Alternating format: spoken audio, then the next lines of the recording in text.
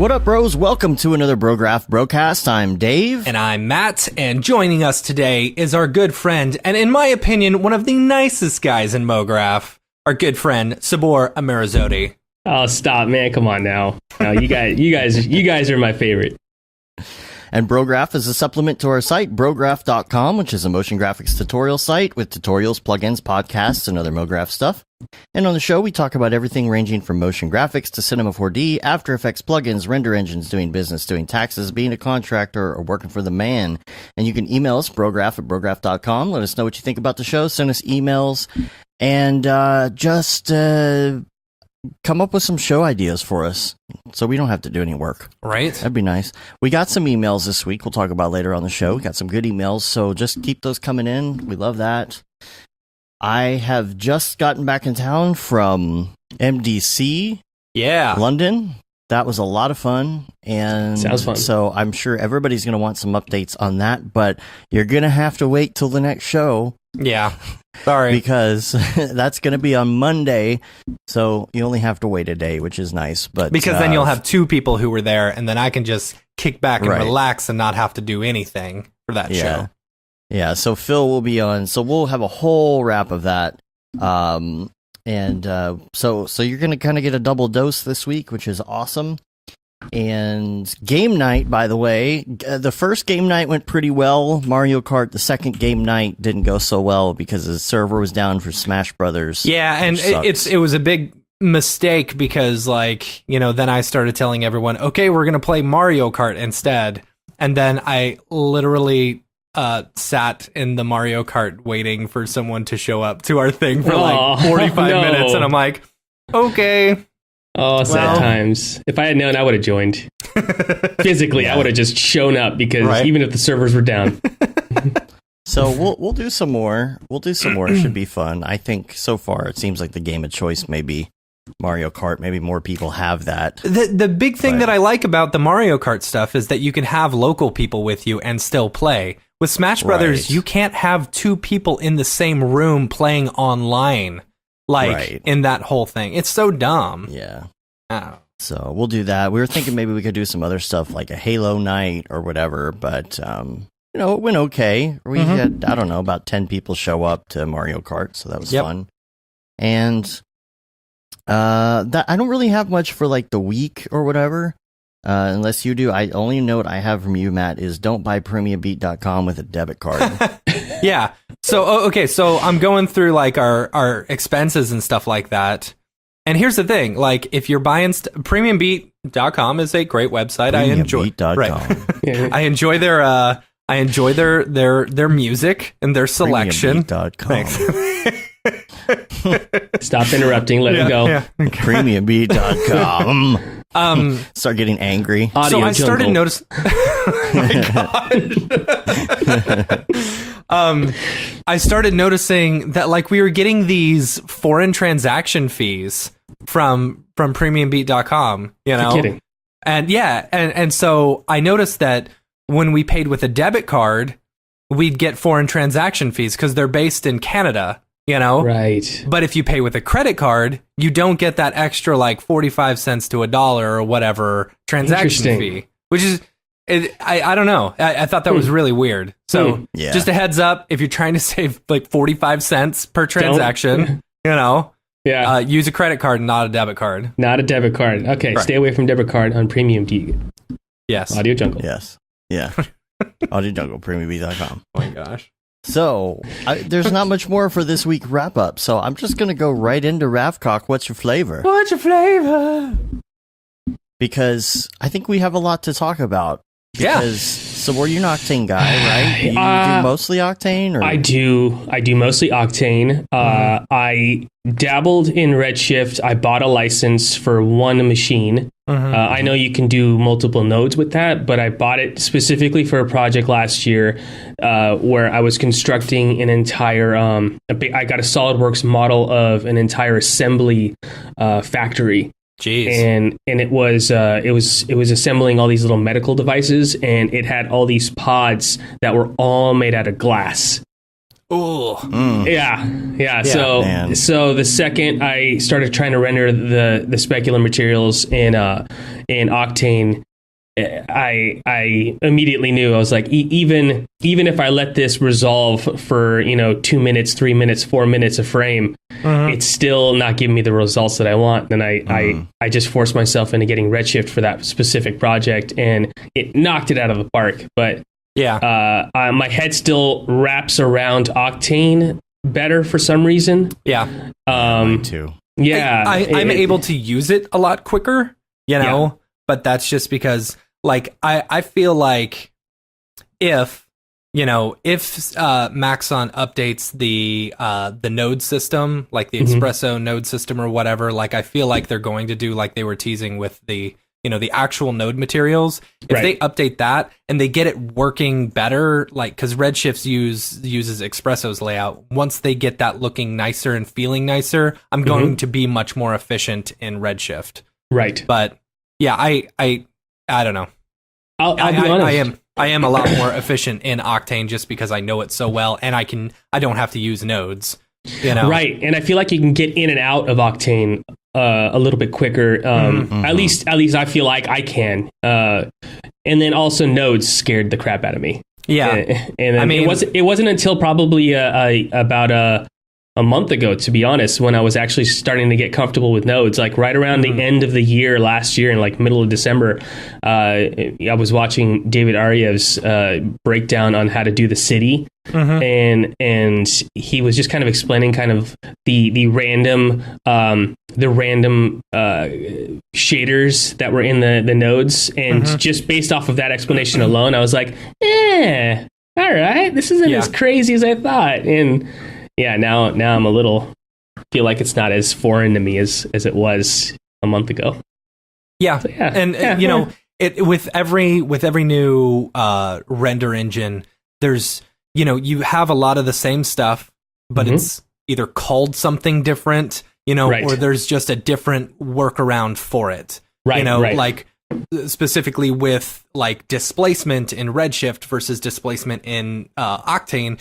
Displacement in Octane, you just load in an image or whatever, but with Redshift, you have to actually like link it outside of your regular material and then add a tag to it, and then control it through there. It's a little bit different. I mean, but once you learn the workaround, like I don't know, I've been in Redshift for this project that Pickle Nick and I have been working on. He's working on a Kickstarter video for a buddy of ours, and so I've just been kind of like playing around back and forth. Yeah, and I was like, hey, you should use Redshift just because we can throw it on the farm and stuff like that if we need to. And we've got 2 licenses of it.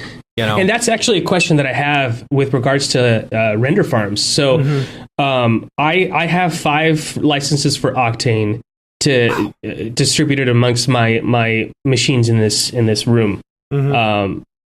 With the reason why I did that is because the one thing, and I don't know if Redshift does this, I know Octane, the biggest speed boost that I was getting was I was getting these I was trying to render out these scenes that would take about 5 or 6 minutes a frame, and then the second I spooled up all the GPUs in my office, it would get it down to 21 seconds. Yeah. And it was that speed boost for me that I was excited about. And then I started to do actual network rendering. But I was running into so many issues network rendering with Octane where my PC systems would not have the proper textures baked in, and the Mac systems would, and then I'd have to restart the renderer. I'd have to go back and fix all the frames. Now that was in version 3.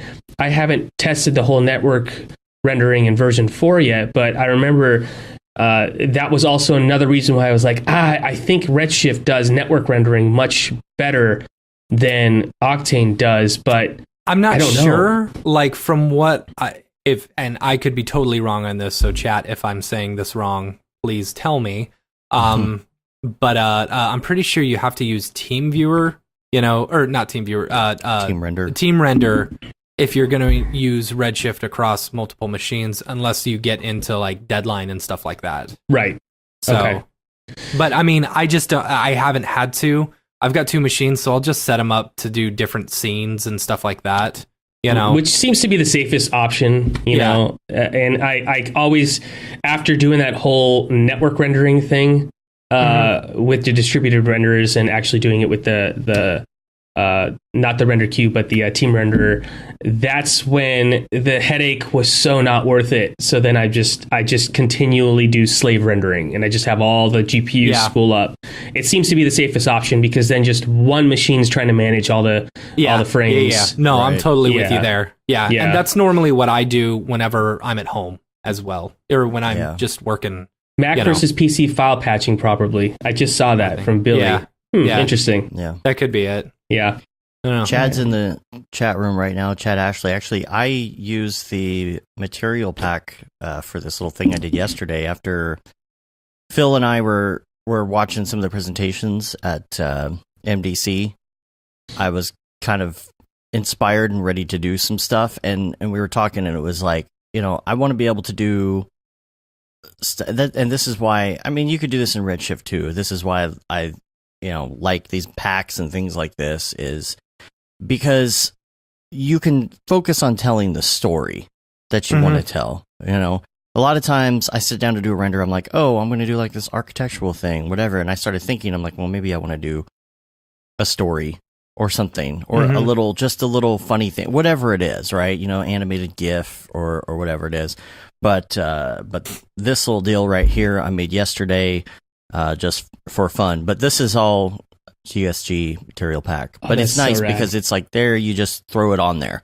You know, you just, and change the colors and stuff, of course, on some of it or whatever. But all GSG materials. It's kind of nice to just be able to not have to think about that and not think about, oh, I need to go to Polygon and then I need to get all the textures and then I have to layer them and get them all set right. Yeah, it's like, no, that's what I was going to say. The open database and just have that stuff in there and just drag it right in and just go about if you guys don't have the GSG texture pack, I say get it, because it is invaluable. It's so good. And isn't it using the universal material in Octane? I'm not 100% sure. I don't think so. But I could be wrong on that. Yeah, it's not, okay. I don't think so. It's but it's because awesome. I was editing some stuff and it wasn't in the.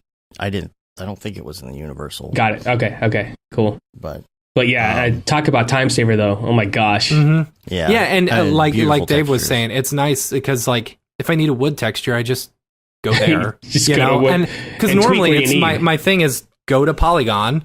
Go to Polygon, download the thing, have to put everything where it goes, and then hope that it looks nice. Right.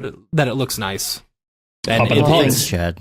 Now, not to discount from the Polygon texture because they are gorgeous, but it's the time that it takes, and and I mean I will say I tried the what is it, the Polygon texture converter just yesterday, and it's awesome. Really? So basically, you download a texture, you've got the plugin, and you basically say where the folder is, and it automatically creates the texture for you. With everything plugged in exactly like it needs to be. Nice. Yeah, super nice. It is using the universal material. Yeah. Oh, okay. Right. Oh, okay. Cool. I guess I wasn't really paying attention to that, but yeah, I didn't really change too much. I just, like on a couple of these plastic textures, I was just changing the color. It looked great. It put a smile on my face. Thanks. Yeah. Yeah. I'm just trying to do some different stuff, and we'll talk about it more in the Monday show with Phil, but I'm just trying to just do stuff kind of out of my, stay out of my, what do you call it? Comfort zone. Yeah. There's an article. I'm right there with you. I'll link to it in the show notes. There's a whole article about learning and being out of your comfort zone and how much it really helps. Mm-hmm. If you haven't checked out our Brograph talk where we posted like the nice produced clean version of the DFW C4D presentation that Chad did on how he built all that stuff, that's really, really good. Yeah, it is. So I guess okay, 2 more other Ravcock things right quick, and then I want to kind of move into the algorithmic topic. Uh-huh. So we've got first of all, we were talking about Redshift versus Octane before the show, and this is something that came up with me specifically because I'm still doing all the Octane stuff, is you've got sometimes weird sample things that go on with lights. The other day, I had a deal where some lights were fading up.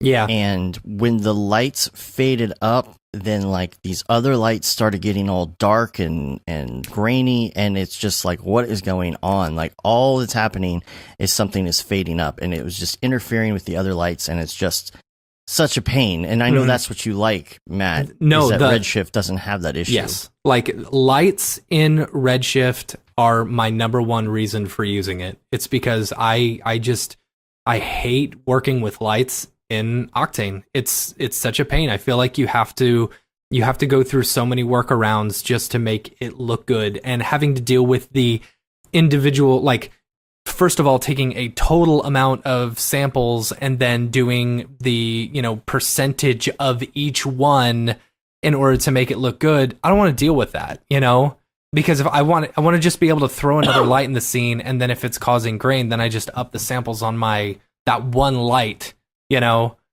then I'm good to go.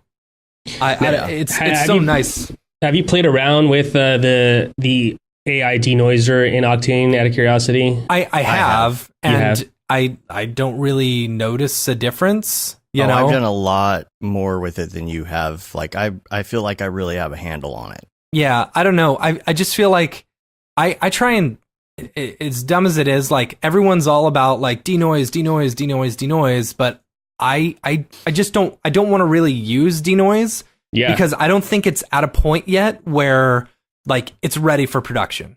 I only use it when I have to, but I generally mix it back in with the original. Yeah, if I'm going to denoise something, I'm just going to use Neat Video, because Neat Video, I was just about to say that, is like the best.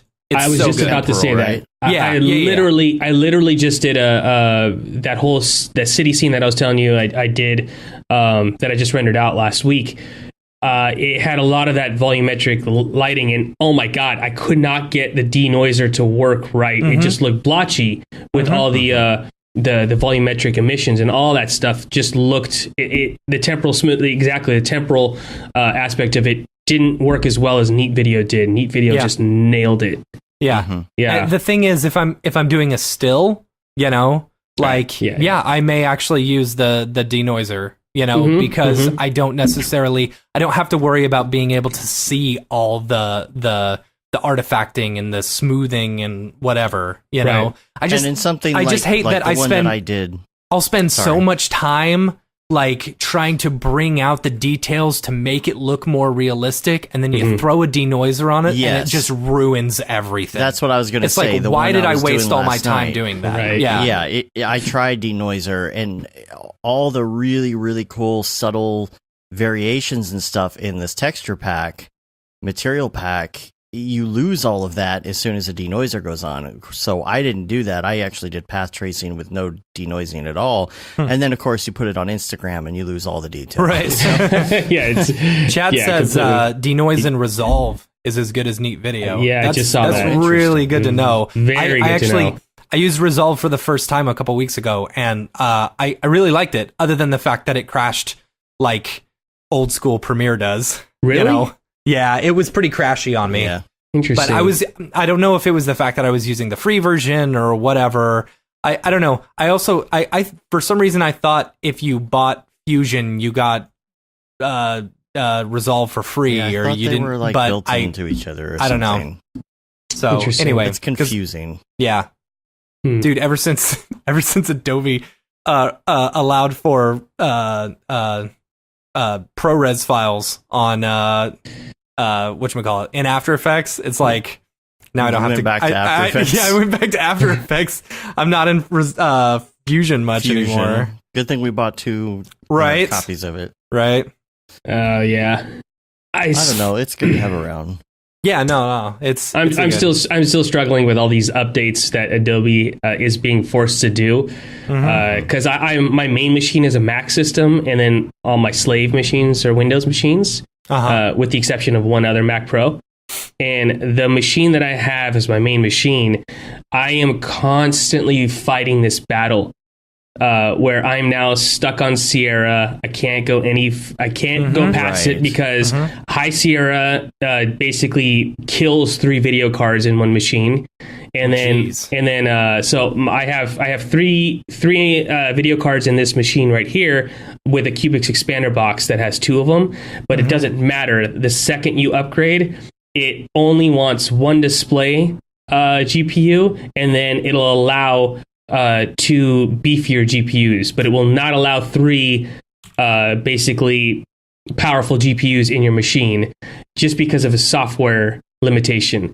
And then on top of that, if you upgrade to Mojave, NVIDIA graphics cards aren't even supported. Right. So it's like, and then Needham and I were talking about that in London last week. Yeah, and it's crazy because Adobe is requiring the new NVIDIA drivers and the new drivers to function with CUDA and all that stuff. So I can't do any graphics acceleration in the new software because my drivers are outdated, but I have the latest driver possible with the operating system that I have. So I'm now stuck in time. I can't go anywhere at this point. I'm right there with you. So I'm right there with you. I've got a 2000. I have a 2009 Mac Pro, like the tower, the cheese grater. Cheese grater, and yes. it did have 2 980 Ti's in it, but I took those out and built a whole new machine. I used that Mac literally as my server for my Dropbox. I do the same thing. Right. And I just access it. And actually, Pickle Nick and I were talking $5,000 Dropbox server. Pickle Nick and I were talking. We're going to hook up a monitor to it so we can just watch tutorials while we work all day. I love it. So it is a glorified Dropbox and tutorial machine. And that's all it's good for, because you can't update. Like, I can't get the new Adobe software on it because I can't update to a newer OS. Like, it will not let me. You know, so it's like, Chad's there's like, no point. Come on, bro, get on PC. Well, I'm gonna piggyback on that. So, and Chad's totally right, because just yesterday I did a test. I opened up the exact scene that I've been working on for the past month on my Mac, and I opened it up on my Windows machine. Right, the Windows machine has 4 GPUs on it. So I shut off one of them just to get a nice apples to apples comparison. Right. So the viewport and the Octane performance versus the Mac version, night and day. I could not believe how much faster the interaction was, the resolving of the frame was, moving through the entire city and having it resolve just like that, and not having it to be where it was literally slowed down to a crawl. That was that pivotal moment for me yesterday, where I'm like, I washed my hands of this. Yeah. So I'm gonna make a YouTube. I'm gonna make a tutorial machine too in a second. And then you'll do like Nick Campbell and show do a whole video on how you got a new machine, right? Yep. There you go. Yeah. There's apparently there is a resolved copy that does come with Fusion 9 Studio. So okay. Well, I need to look at that because I need to install it. But I did box right here. Yeah. Oh, nice. I did enjoy Resolve. I thought it was very, very nice. So I would like to get into it more. Now, if we could just find a really, really good After Effects replacement. Speaking of no, we'll come back to that. We'll come back to that. All right. We'll come back to that. So let me go back to my notes because I'm completely lost. The only other note I had is on the hardware kick, I don't know, there are some good resources, but it's so hard to point people in the right direction when they ask about hardware, because people will get on the Octane group or Redshift group or whatever it is and ask about hardware and be like, what do I need? Like, what do I need to do to make my computer better? And then not post anything else. And it's like, I don't know how much RAM you have. Or they'll say, how much RAM do I need? And they won't even say what engine they're using or what computer they have. Right. It's so hard to even help people in that area. It's like everybody is different. Everybody has different needs. Everybody has different budget. Everybody has different clients. So these questions, I don't know. It's just it's so hard to say I just usually point people in the direction of the sagery.com/builds. Yeah. Because it's a good start. Yeah. But let's talk. Which pizza best for rendering C4D? Oh, yeah. Yeah. Tell me, is C4D? That's, like those questions. I'm like, that's my favorite. There have been so many of those. Everybody is like, just like, what is going on? Somebody was talking about sperm the other day and rendering sperm, and weird. Was not. You couldn't tell if they were asking if they needed somebody to render sperm or if they were rendering sperm. I need sperm. Like, which render engine good? Real flow. Real flow. Yeah. All right, there you go. X particles. Come on, dude. Where's the bell, Matt? Yeah. That's funny. Yeah. Let's talk about algorithmic and this Adobe takeover of substance. That's such an enthusiastic exhale. Right? Yeah. So everybody, of course, here's the thing. When something happens like that, it's the same thing that happened when David came to Maxon from Adobe. And it was like, I can see that.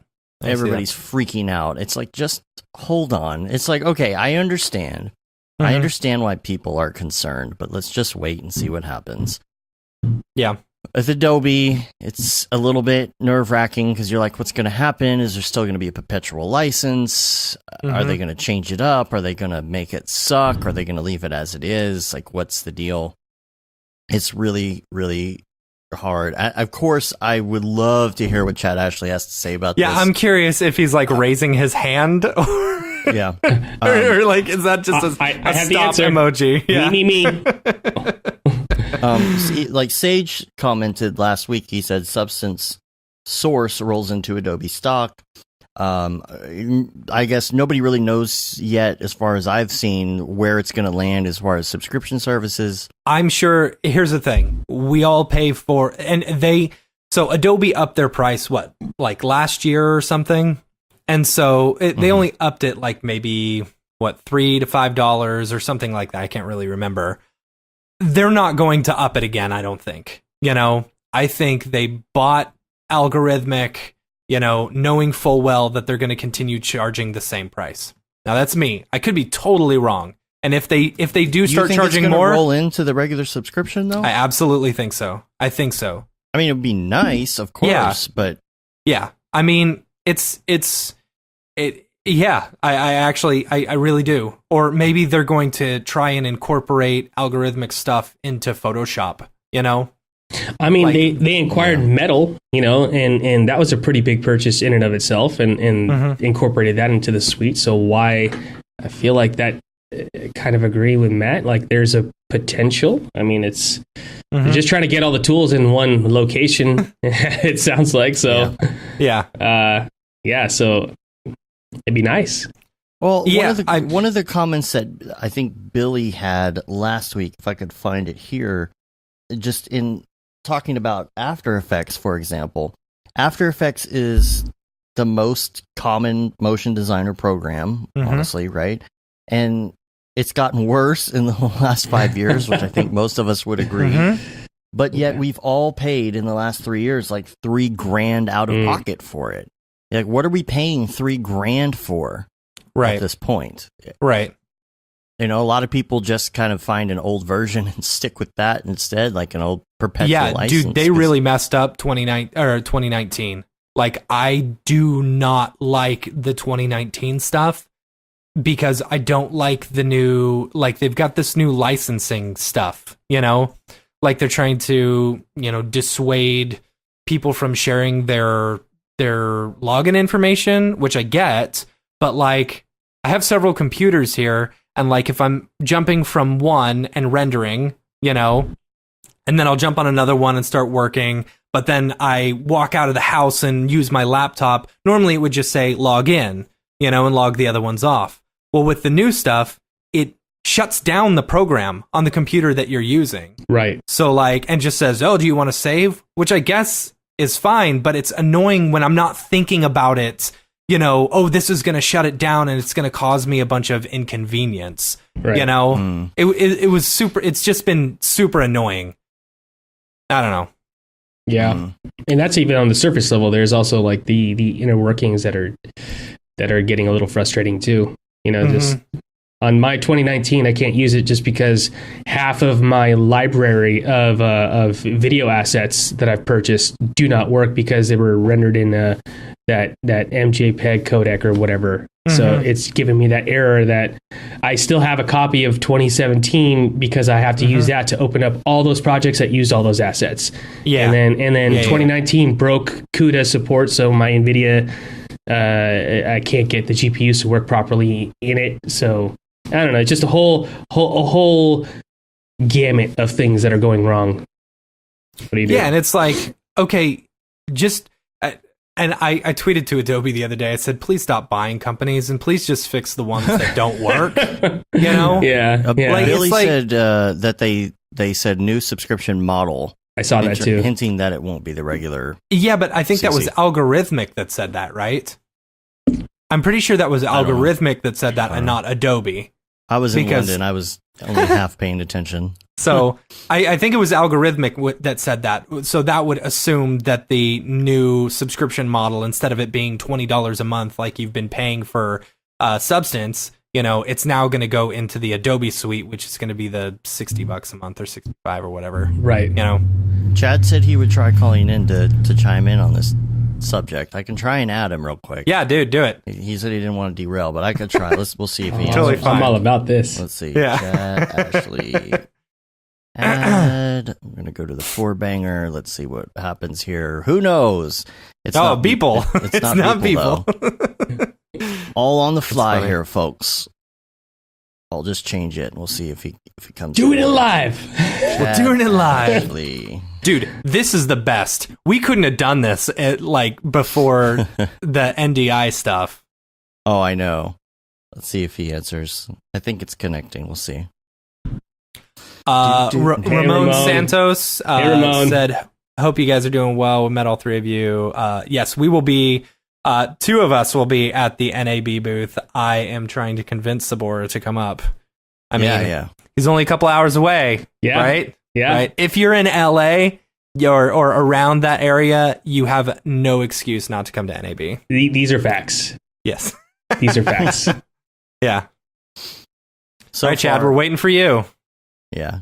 That's all right. If he comes in, I'll add him. So okay. Yeah. So yeah. Anyway, back to Substance. Yes. I just wish I wish basic things would work. Like, I want to be able RAM to preview? RAM preview, yeah. I want to be able to export an H.264 from After Effects instead of having to go to Media Encoder, right? Oh, that'd be so nice. I want to be able to take some video that plays absolutely fluidly in Premiere and play it absolutely fluidly in After Effects. Like, they're the same company. Yes. They should be able to play the same way through anything. I can literally take Premiere, load up 6 layers deep, with alpha channels and transfer modes and stuff like that, and it plays like that. You do that in After Effects, and you're going to be waiting days. Oh yeah. It's ridiculous. It's ridiculous. Yeah. Hey, Ramon, true. thank you. I never understood that. Yeah. So I don't get it either. It doesn't make sense. It's like, it was like 5 years ago, I think. I was watching the Adobe presentations and they were introducing all the new stuff that was coming to After Effects. And he said, we decided to take the last year and work on speed and get our speed working correctly. I was like, okay, cool. Yeah, awesome. This is going to be great. You've upgraded. And I have never yet to see those actual speed improvements. The one thing that changed from that point was if you make a change and you don't like that change and you already had an area rendered and you undo it, you don't have to re-render that area. Yeah, it saves that cache, right? Yeah, why can't they just take a hint from something like I'm pretty sure Nuke does this. I'm pretty sure Fusion, and I'm pretty sure Resolve does this, where it just renders in the background while you're working. Right. So when you export it, it exports super quickly. You don't have to deal with any of that crap. Yeah, that's right, because you were exporting that Resolve project for us last week, and it's crazy fast. Yeah, it's like... Well, I think a lot of that has to do with the fact that, and I could be wrong here, but After Effects also hasn't been written for GPU acceleration from the ground up. They're still, it still says beta, right? Yeah, it's like... Yeah. I feel like Premiere at a certain point, they finally switched it to GPU acceleration. So it's actually using all those graphics cards to actually, be able to do 6 layers deep with effects and alpha channels and whatnot. I mean, that's not being rendered. That's being played back. So I feel like the reason why is because it's tapping into the CUDA, it's tapping into whatever GPU you have in your system. Whereas After Effects is still using your CPU and trying to render out those frames and then saving it into a cache file. No multi-threading. That's ridiculous. Right. It's you know what? And Video Copilot's been introducing all this new software, like Element 3D, is smoking fast. Oh yeah. Right. Oh my God. And then you've got this new stuff that he's showing off that we'll talk about next week. That looks like it is mega super fast. Right. It's like, come on, Andrew Kramer, just create your own After Effects. Honestly, we'll all use it. Yeah, I like it. Yes. If Andrew ever sees this, he's gonna be like, Chad wants to say something. You jerks. On, we're gonna call you. Oh yeah. This will be interesting. I've never tried to dial a phone number through Skype like this, so we'll see if we can get Chad in here. I really want to hear what he has to say about this whole thing. Chad, you gotta send it to me though. Oh, Chad, why don't I guess I never saved your phone number. I just imagine Chad like kicking down his chair like, oh man, I need to step in here. I need to talk to these guys. I got some things to say. I can't wait. Hello. How's it going? It's cold. Yeah, it's cold. Yeah. I'm actually at my daughter's school picking her up, so she's gonna jump in the car and wonder what the hell I'm doing. Oh, that's so funny. Good. So, what are your thoughts? How awesome is technology? I know. I mean, we're still talking about algorithmic, right? Yeah. All right, so I don't know. So when I heard the news, I was a bit heartbroken, and I know that sounds like, oh, jaded, cynical, whatever, but anytime a large company purchases a very sort of small, upcoming company that's really making a lot of great headway, breaking a lot of new ground, doing a lot of really interesting new things, it sort of makes me a little bit sad, because I know that it's going to be a lot harder in the new climate to iterate and move quickly and pivot fast the way that a small company can. And I it's think like that's there's crucial. a whole lot more bureaucracy you got to deal with. That's super crucial. All right, hold on one sec. My daughter's about to get in the car. Hold on one second. Sorry about this. You better not be using your phone in a school zone, dude. So I'm on a podcast right now, just so you know. Full disclosure. So you just got to be quiet for 10 minutes. So good. All right. So when you have a company like that, and like, let's be honest, like, Algorithmic is doing some of the most innovative stuff I've seen in a really long time. Not to say that won't continue. Like, funding is great, having money is great, but when you have to go through the approvals of some big company like Autodesk or Adobe, it definitely slows things down, which it sort of makes me a little sad. The other reason that I was a little sad was that you have to sort of look at it from something that's not a motion design perspective. So we all know our perspective, and the majority of people that you ask, they might be like, oh, this might be okay, it'll be part of my subscription, that's cool. Like, these are all good things. But look at it from the majority of users that are using subs. If you hang out on their Discord like I do, they're almost all game artists. and none of the press releases that were released mentioned game art or mentioned the game industry that much, if at all. I would challenge you to find like a solid paragraph about it. So I think you saw a lot of artists there that make their living using Substance and not feeling represented. And there was like some red shirt guy moments on their Discord, and it was pretty tough. So I don't know.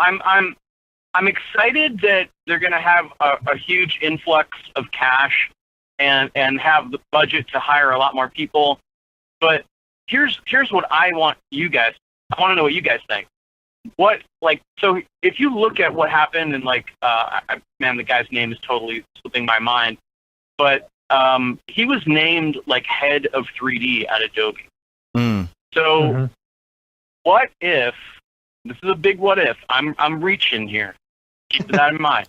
I kind of think that they enticed him with this deal and sort of said, okay, listen, we want to acquire Algorithmic. We've been on your board for a while. We've been helping you steer the company. What do you think? And he was probably like, well, I really want the next big thing. I want the next thing.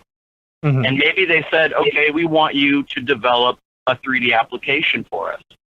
You've already got a pretty good foundation. Why not come with us, take it the rest of the way, and design a 3D application for Adobe? So I wouldn't be surprised if that's something that might be happening. I'll completely agree. But I knowing Adobe's history, I feel like they would be more likely to gobble up someone else and try and make it an Adobe product. Because if you look at all their stuff, from the very beginning, Flash, Adobe Audition, all of this stuff, they were previously other projects, that Adobe just bought. I totally get it. But think about it. If they were going to do that, if they were just going to purchase Substance and get all the tech and just like throw it into the Creative Suite and just let it sit there and collect dust, I would totally agree with you. But the fact that they gave him that position and the fact that this guy is a force, man, like he is definitely a force to be reckoned with. He is an innovator, and I think that this is a challenge. This could be a challenge for him. Like, if given the money and the time, could he develop an application, a 3D application for Adobe? It would definitely be interesting to see, but like I don't think Adobe innovates like that. I don't disagree with you there. I think Adobe is more of a buy and supply, like they're going to buy up a company and then they're going to add it to their stuff. And then they're going to say, okay, well, this is what users say, so you guys need to do this. Do you think that it would be something more rudimentary if it were, at least to start out? And the thing is, do you really think they're going to... I think, yeah. So that's a really good point, Dave. Like, take, for example, Element 3D. Element 3D is super awesome, and it's great for bringing in assets and texturing stuff and like doing it super quickly. If Adobe bought something like Element 3D, or bought Video Copilot, I could see that happening. But Adobe's own 3D... Well, think about Substance. It's really not. It's not that far from a 3D program right now. Yeah. It's got the OpenGL. The only thing I would argue that it's missing is probably animation, which I had no idea how complex that would be to add. But it has. You can't model in it either. No, but I mean that's all. This guy wrote AI to iterate on shaders. I'm pretty sure he can figure out how to model or program for modeling. Okay. I don't think it would be a huge deal. Listen, their track record speaks for itself. They just acquire. They don't necessarily do a lot of homegrown stuff. But I don't know. I think the fact that they gave this guy a pretty hefty title could mean that maybe 2 or 3 years down the road we're going to start to see something. Yeah, it'd be interesting. And I just hope they don't split it off into like different tiers of, payments and stuff. Here's your 3D stuff. This one's going to be $200 a month or something. Yeah, you can only get After Effects on the highest tier, of course. Right. Yeah. So cool. Well, guys, thanks for letting me jump in. I don't want to hijack your No, you're all good. That was fun.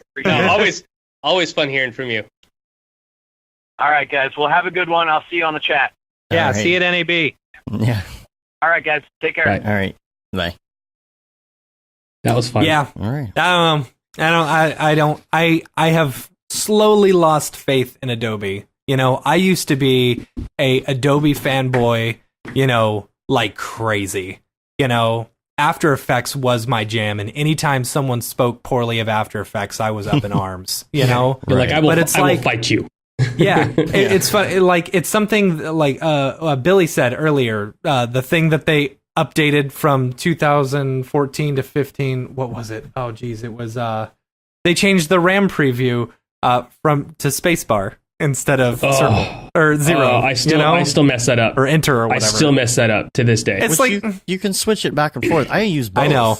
Actually, I'm a big, I actually like that because if I want to preview full quality, I use spacebar. And if I want to do the quick view, skipping frames and lower res, I use 0. I have them both set separately. Yeah, I actually that's smart. That's efficient. Yeah. I don't. I just hit spacebar, and I've always hit spacebar. Well, Dave is a smarter out of the three of us. Right. No, I like that because sometimes you just want to make sure that something works and you don't need to see it full res. You just want to make sure that the keyframes look correct or whatever. Sure. But sometimes you need to see that high res. But we'll see where that goes. We'll see where that goes. Let's get back to some of these other questions. We have a lot of questions today. Dan Marino. Is Dan Marino going to be in the Super Bowl Sunday? The laces were in. So, let's talk about double bookings because when you're a contractor, you tend to not, I guess, depending on how used to this you are, but you tend to not take double booking. If you have something really big you got to work on that week, it's pretty unlikely that you're going to be available for anything else. But if you're presenting yourself as a company, then you kind of have to be able to take whatever comes at you and distribute it, whether it's do it yourself, work double hours that day, or whatever it is. He's asking, do you do this? And we definitely do. Yeah. Here's the thing the big difference. So we may have multiple jobs going on at once. It's all, and you have to be able to bide your time by what is most important and whether or not you're getting paid a day rate to do it, hourly or project wise, because those will determine completely different ways to work throughout the day. If it's hourly, then you work on it, and once you're done, you go work on something else. To me, this is just to me. With day rate, they're hiring you for that day, so you are theirs for that whole day. If you're waiting on stuff, cool, you can hop over to something else, but you are theirs for that day. If it's project based, you figure out what needs to be done the soonest, whether it's that project or another project you're working on, and then you just bide your time based off of that. Right. Yeah. So if you have say like a project that needs to render, you could get that going, get that rendering on another machine, come back around, start working on After Effects for a different project. It's all up to you how well you use your time. Absolutely. And if not, and if you can't do it, then you maybe subcontract out or even just pass it on to a friend. Say, look, I can't handle this project right now. Do you want this? For 20%. Oh, boy. That'll be Monday show thing. That'll be Monday. Sorry, we're not going to talk about that yet. And Dan is in the chat too. So if you have anything else related to that, please feel free to chime in. So I feel like it's hard enough to try to get work anyway. So it's kind of one of those situations where you take what you can get, and it's really hard to turn away work. So from my perspective, I will accept almost every single job that comes my way. Even if I don't know how to necessarily do it, we have collectively a team of people that can figure it out. And for me, it's all about making sure that my family's fed and my friends are fed, and we all can work on a project together. And at the end of the day, walk home and feel like we accomplished something. And a lot of times, accepting those jobs also pushes you to learn something you didn't know before, and then now you have something more in your wheelhouse. And I think also accepting multiple jobs at once helps you. It kind of forces you to time manage. Yeah. Whereas if you have one project, what you said. I like what you said about picking up. Being able to learn more stuff, if you're picking up jobs that you don't necessarily know, right? But it's like, okay, I now know how to do this, right? I can add this to my repertoire. I can add, that stuff to my reel, and then I can start charging more, because what I know is exponentially more now. Exactly. Yeah. It just helps you grow as a person and as an artist and business owner. Plus, however you want to.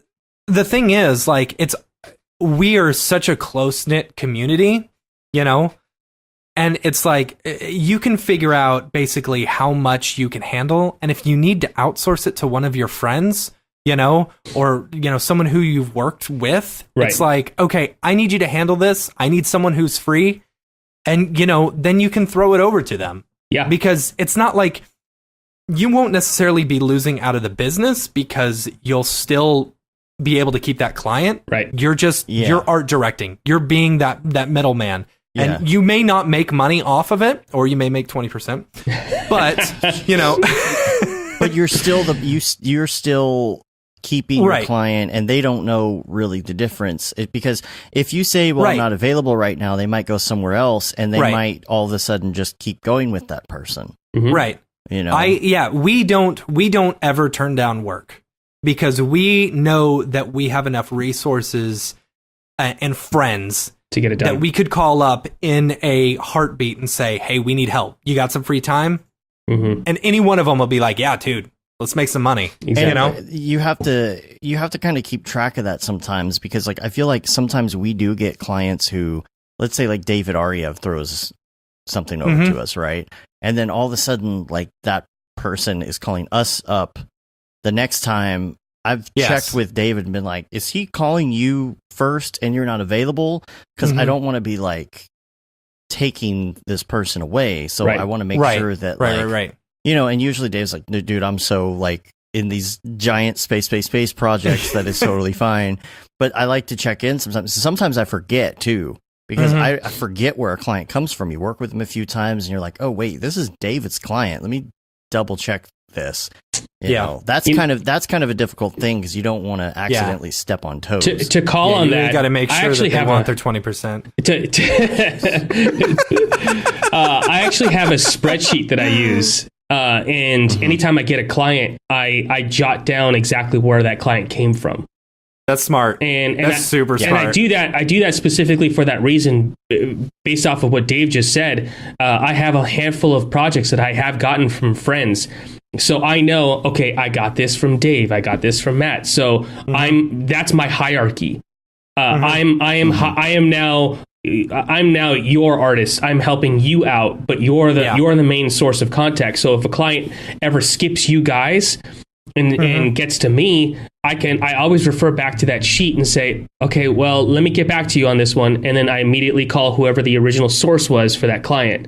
And that's for multiple reasons. That's a level of respect that I feel like we should all have with one another, and also it's just being honest to the fact that this isn't something that you brought to the table. It's something that this is your client that you guys brought to me, and then vice versa. I would expect the same thing the other way, and I feel like that just kind of helps.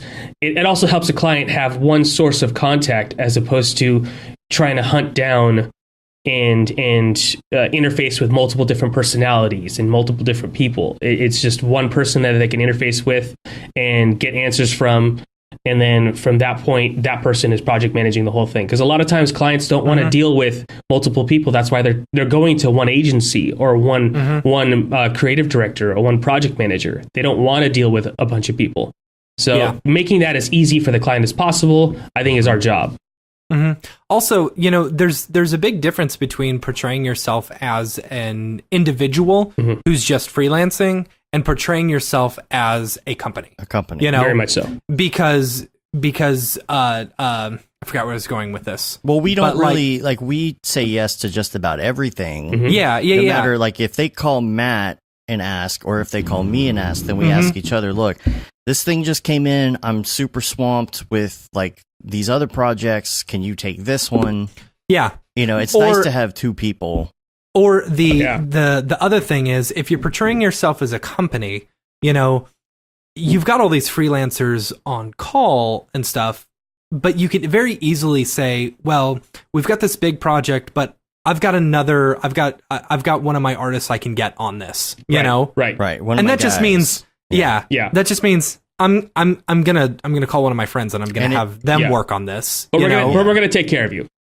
But we're going to take care of you. Absolutely. Yeah. So it portrays yourself as more professional. You're running a company, you've got employees and stuff like that, and I've done that several times. Attached to contractor, which means you live in your parents' basement.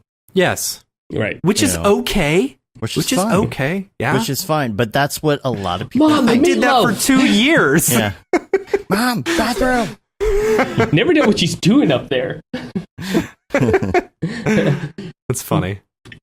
No, I agree. Dan Marino said there's the freelance manifesto has a great spreadsheet for that. And we do that. We have a spreadsheet that's based off the spreadsheet freelance manifesto. And we have that too. We have the names of the individual clients, where they came from, and what we've done for them. You have to sometimes. We're at the point to where we have to put a little note in. Sometimes it's like, wait, who is this? Who is this? Right. Yeah. Right. Hey guys, remember this project we did? It was really fun. No, I don't. Yeah. They'll get back to you after 2 years and want something else, and you kind of sometimes have to remind yourself. So you have to write down those notes. I used to work at this place. It was where we didn't have a server or anything. It was a really crappy place, and so we would keep people's projects for a couple of months or something, and then we just delete them. We wouldn't back them up at all. I just got anxiety from that statement. Don't worry. The thing is, it was like Kinko's for video, right? Got it. So it was just mom and pop stuff, right? But we had a few big clients. And it's he always saw it, the boss always saw it as, well, it's not our job to back up your stuff. Plus, this was when hard drives were relatively inexpensive or relatively expensive, right? You'd pay $400 or $500 for a 1 terabyte drive. Sure. You know?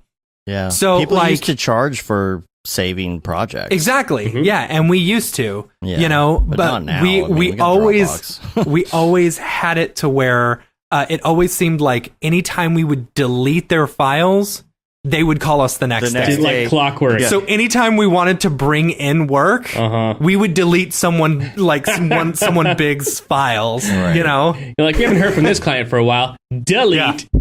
Ring. Yep. It's like getting your car washed right before it starts raining. I get it. Yeah. I get it. Yeah. Listen, how does your setup work? Tell us about basically what you do. What's your setup? Do you have any partners? What's your day-to-day like? My day-to-day is are you asking from a company standpoint, or are you asking physically my machines and stuff like that? How are you set up, and what do you have business partners? Is it just you? So you have an office? I have an office. This is my office. Since I do have a DSLR, maybe I could rip it off and give you guys a tour at the end of all this. Okay. But I have an office, and I have an S corp that I put my company under, and I pay myself a salary. So every single month, on the first of the month, I get a paycheck from ADP, and that gets deposited to my my joint account that basically runs my family. So my wife gets it, and that takes care of bills, mortgage, taking care of the kids, all that stuff. And then my company, I have a company credit card, and all company expenses go on that. And I don't have any partners. It is just me. I have various different ventures That's smart. Partners suck. Yeah, it makes it really complicated. But I personally actually I don't have a partner currently, but I am about to partner up with one of my buddies who designs trade shows and big activations, which is actually who is helping me create the Maxon booth. So my game plan is to move my studio to his facility, and we're basically going to team up. Are you going to be joining, like, partnership wise? Are you going to be joining the companies, or are you both going to be under an umbrella? What are you going to do? So it's going to be two things. One, we're also going to be developing a separate company, and it's for essentially event production. So it's going to be, it'd be nice if we can tackle, the next Max Bash, where we take care of everything from soup to nuts, from start to finish. And taking care, it's basically going to become an agency where we are a one-stop shop for all branding for a company. So if you want advertising, if you want motion graphics, if you want logo design, if you want activations, if you want events being thrown, we could take care of that. And we've worked with large enough clients to where we can take those clients and ask them to trust us, without having them try to put faith in us. We have a track record of clients we've worked with. So it made sense to kind of team up together, because he's got a set of clients, I've got a set of clients, both of them reputable, to the point where we can start to tackle more of the business under one umbrella, because essentially that's what agencies are. Agencies are one location. That's how they start. That's how they start. It's one location gets hit up, and one agency gets hit up, and that agency outsources all aspects, whether it be a commercial, whether it be an activation, whether it be a party, whether it be an event. It doesn't matter. So essentially, that's my next step, is to create an agency that can house really all of us. And at that point, if anybody needs any work done, we can take care of it collectively. And I'm all about the collective, as opposed to, the hierarchy of boss and employee and all that stuff. That doesn't make sense to me. It's just it needs to be more organic in this day and age in a creative world. I believe there are aspects of that work that have to work in that hierarchical method.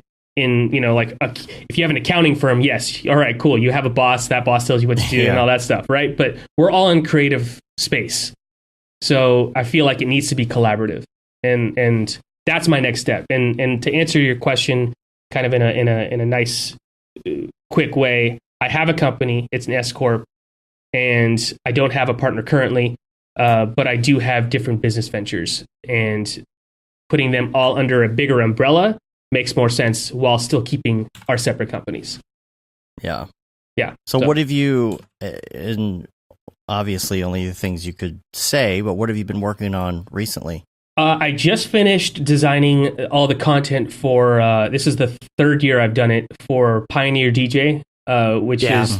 You presented on that last year at NAB, right? Yeah, I presented that, and really good. Thanks, man. Really good presentation. Thank you. I appreciate that. It's Dan. I'm an experienced activation designer. I'll hit you up. Awesome, rad. So yeah, I just did 4 additional scenes for this year.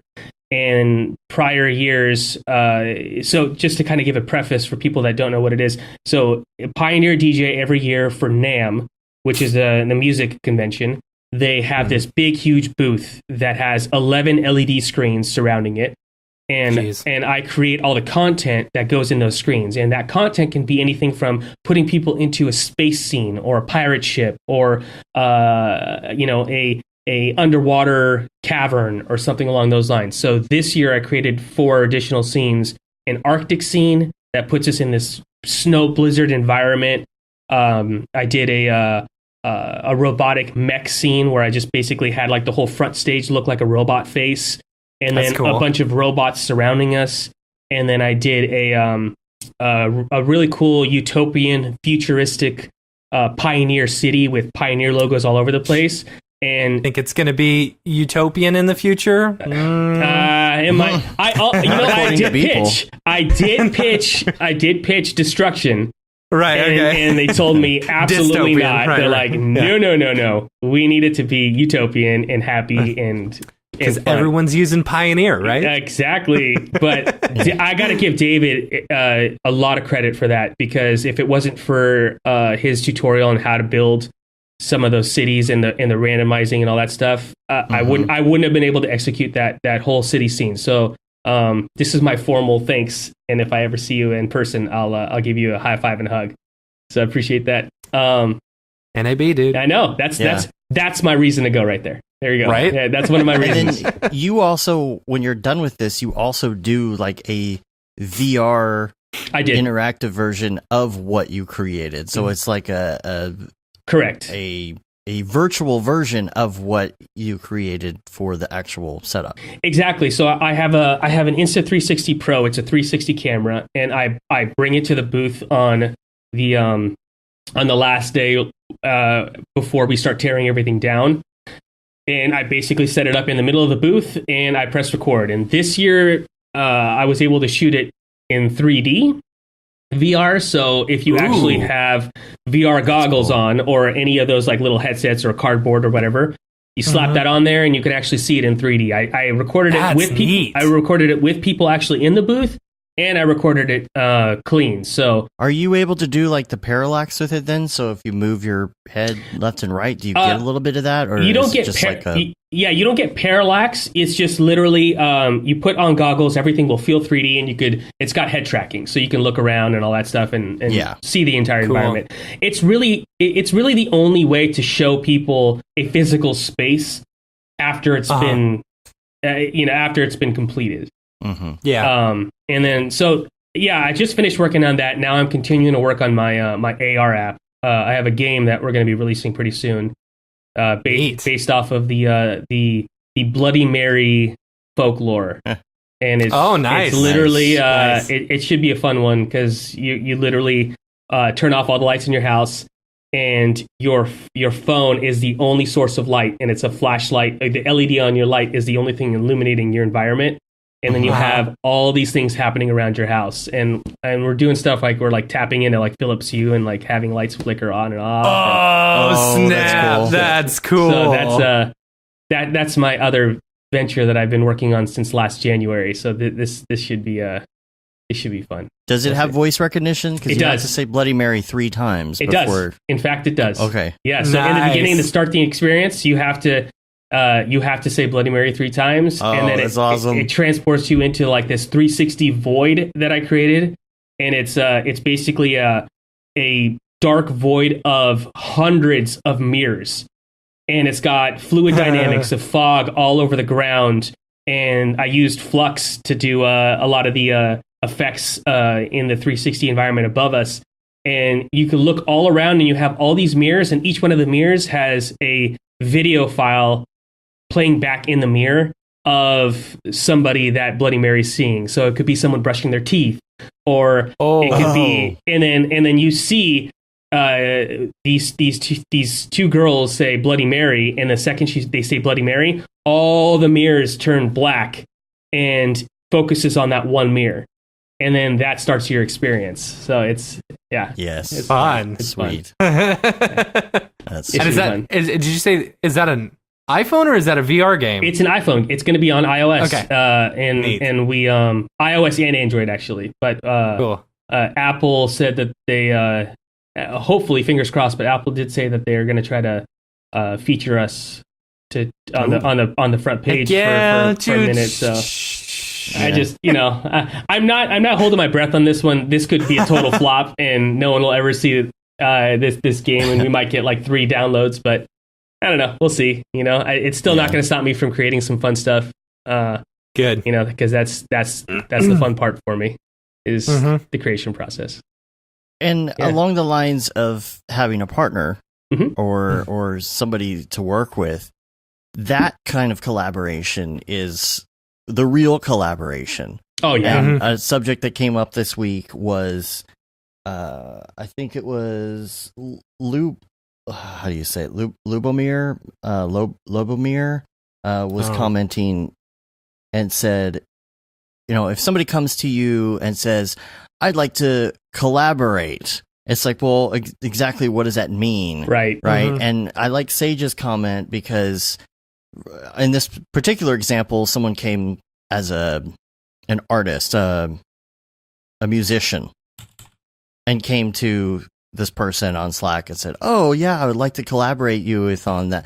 And of course, everybody's like, well, collaborate equals free work, right? Yeah. And the thing Sage said was, so if somebody comes to you and says they want to collaborate, it's like, well, do you have input on their music?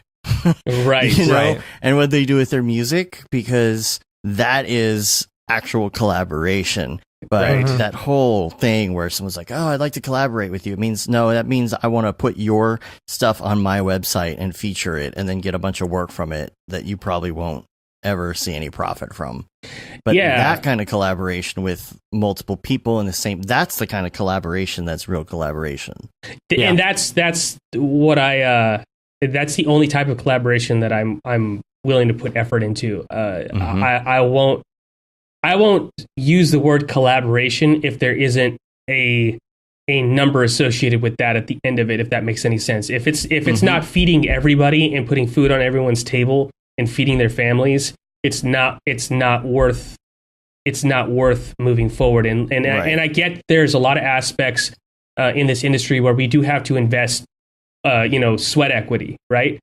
Where there's clients that we may believe in, and there's projects that we may believe in, and we'll pour in the time. But what I don't think is right is when you ask of other people to do the same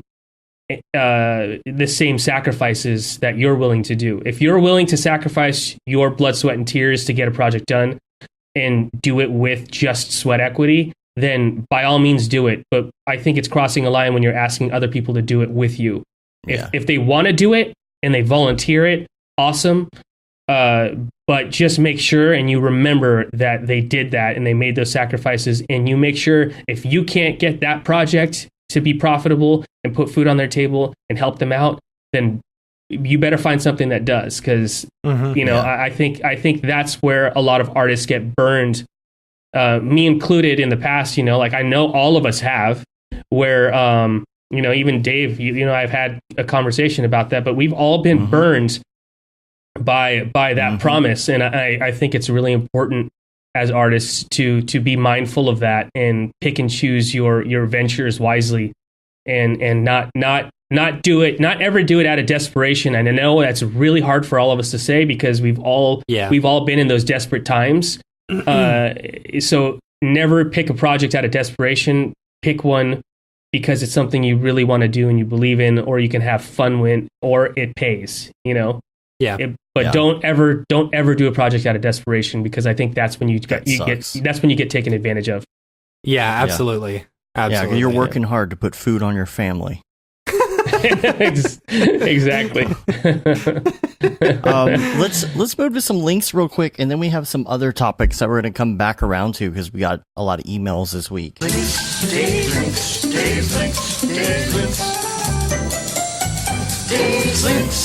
These links are pretty good this week. The first one, I don't know if you'll have seen this, but this is a new creepy deepfakes video that came out. Sorry, Patrick, I'm going to call you out on this, but he sent it to me, my brother-in-law. Yeah. And he said, is it weird that I'm like slightly turned on by this? Oh no. This is Jennifer Lawrence answering questions just on stage about whatever, but it's deep fakes with Steve Buscemi's face. So it is the weirdest thing, and it looks so good. It's so realistic. I just clicked on this link for the first time. I did not prepare myself at all for this. And I'm so glad I didn't prepare myself for this, because this is... It's so well done. It's so well done. It's so good. So that's it's really good. It's really good. Deepfake stuff is so cool. Like I still haven't really like tried one myself, but it would be fun to do. I know it's a little bit of work to get it going, but the results are ridiculous. Oh my god, this is so haunting. Also, right? But mesmerizing at the same time. It's like I can't not look. Also, Escher Falls. This is Houdini Mark. Houdini Mark. Oh, it's so good. It's so good. And this like is I literally just watched it for like I'd get lost in it watching it.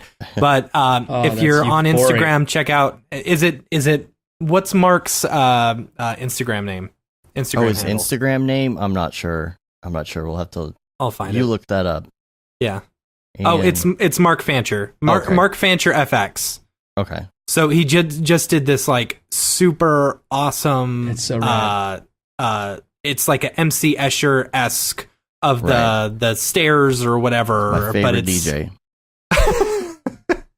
Funny, but it's liquid pooling down the thing, and it's absolutely incredible. Yeah. That's beautiful. So good. Yeah. Daniel asked where are these links. They'll be posted in the show notes once we post the episode.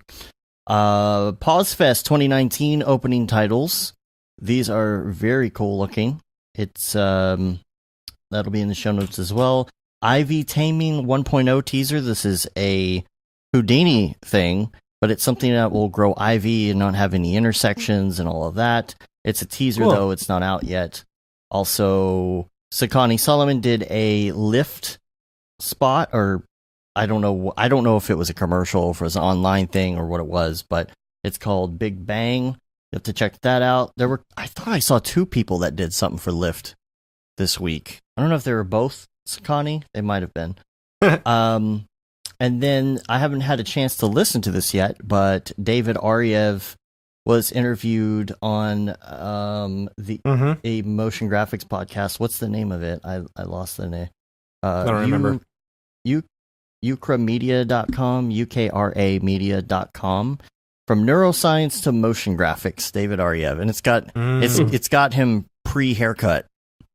Yeah, right. But I'm gonna be checking that out later today. I gotta drive. OC Octane Jesus instead of Octane Samson. Octane Samson. Octane Samson. Let's see. Okay, Calvary. This is new. Cavalry. Yes. Calvary. Is it Calvary or Cavalry? Cavalry. Cavalry. Samsonite? Calvary. Samsonite. I was way off. I was way off. There's a new possible After Effects competitor thingy coming out. Looks interesting. It's made by if I understand this correctly, it has been developed at Mainframe in the UK. Mm-hmm. So like I think this is internally what they've been building. So if you know a big studio like this is actually like behind the development, it's like you've got real artists actually working on it. You know what I'm saying? No kidding. Mm-hmm. So yeah. You read more into it than I did. You kind of went down. What is the main... So the biggest thing, like it looks very similar to After Effects. Mm-hmm. You know, the UI and everything looks very similar. But what's interesting about it is much like, and what interests me the most, it's something that I wish After Effects had, and it was these it's like cinema's deformers, you know, where basically you can add a deformer to a layer, like a noise, you know, or something, and then just have it manipulate it that way. Oh, that's nice. Or you can add a cloner or something like that. It's very, very cool. It looks super cool, and I'm very excited to see what happens with it. I'm interested in how the layering system would work. I mean, it looks to me like it's like After Effects, where you've got one on top of the next, on top of the next. You know, back in the day when I was just kind of getting back into like 2D stuff and I was working with like Apple Motion, the one thing that I really liked that Apple Motion did is that you could nest layers, and it was really simple. You just pulled them over to the right a little bit, and then you could nest the whole layer, and that would control everything. It seems so simple, and everyone's like, "Oh, you can just pre-comp," but pre-comp sucks. You need EJ's plugin. You What's know that? EJ's plugin? No. Oh, let me find it, dude. It's I didn't know about this. I didn't know either. What's all this then? Let's see. Sorry, it's UK, rubbing off on me. Whatever. Quite all right. Quite all right. Let's see. It's called Sort It. Sort it. Sort It. Yeah, it's only $29. EJ, you crazy son of a bitch. Yeah, EJ. but basically you can organize stuff into layers, where you don't have to pre-comp stuff, and then it all shows up in an individual, kind of like layers in C4D, Well, I need to get on that. I'm going to text Yeah, EJ. you do. Yeah, I know, "Yo, right? dog." Because every time we try and buy something from him, he's like, "No, dude, you don't have to pay for it. Just take it." Yeah, we Aw. buy it, and then he texts us. He's like, "Man, why did you buy that?" All right, I'm gonna legit ask him for a copy this time. Yeah. Oh, that looks Yeah. amazing. I know, it's very cool. iDesign.com/product/sort Sort it. it There it is. for And you dash can also after find dash Brograph FX. Luminous on his site as well. Actually, Yes. go buy it from us directly. Yeah. All right. EJ, what a good dude. I like that dude. I like EJ a lot. Yeah, he's great. Oh yeah. Our group texts between me and Matt and David and EJ on a daily basis are ridiculous. Ridiculous. I love it. Yeah. All right. Some other quick links here that I've got. Jules Urbach just happened to say the other day on the Octane Facebook group, out of core geometry plus textures while rendering on RT cores is looking viable with the new update to Scene AI, which added fast OOC geometry in V4 plus fast NVLink in version 2018.1 #RTX. I'll let you sort that. I'll let you process that. You might have to rewind. No, I 30 got seconds. it. Really? Coming along, in other words. NV Link, huh? Fine with it. Yeah. I'm looking Yeah. forward to that. I don't know. I don't have a lot of faith in the RTX stuff. I'll believe it when I see it. Mm-hmm. Nvidia's stock took a dump this past week, didn't they? Because of It really did. bad. Yeah. It's the same thing that happened to Apple. Is basically they came in and said the numbers that we predicted are coming in lower than expected, and it's just I don't know. I think it's just a minor thing. I think it's going to come back. I really don't feel like Nvidia is going to take a dump for that or anything. Maybe for a day it kind of took a hit, but I mean they're doing fairly well. I got EJ's text here. You gonna read it? I said, yo, can we have sort it? And he said, screw you guys, no. Ask him if Sabor can. I'll trade him Sort It for Whistle Pig whiskey. Oh, that's a pretty good deal right there. Yeah. Actually, Actually, I just lost on that. More than I the just lost plugin on that. itself, though. I just lost on that deal, but I'll still do it. Yeah. Well, the Whistle Pig is the only bottle that is wide enough to get a quarter through the nozzle. So through the opening. So when you Why would finish you- it, why- you can use it as a piggy bank, and then you can save more money for more plugins. I like it. That was well played. Well played string of thought. I mean, it is kind of cool because it's Whistle Pig and it's a piggy bank, right? I mean, I what like better it. bottle for that, you know? I'm trading him. I'm telling him. Let's see. Oh, sorry. All right. I got to get off Group my phone. text during the show. Right. Yeah.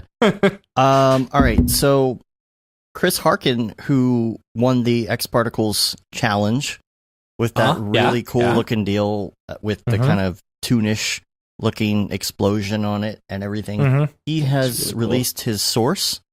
If you'd like to look at that project and check it out, that's there'll be awesome. a link to that in the show notes. Also, Nitro Veins. This is looking pretty cool. Matt, you posted this actually, or you? Yeah, I did. this in the notes. It's so it's done by I believe it's the same guy who does like Nitro 4D and Hot 4D and stuff 4D. like that. Nitro Man. Yeah, Nitro Man.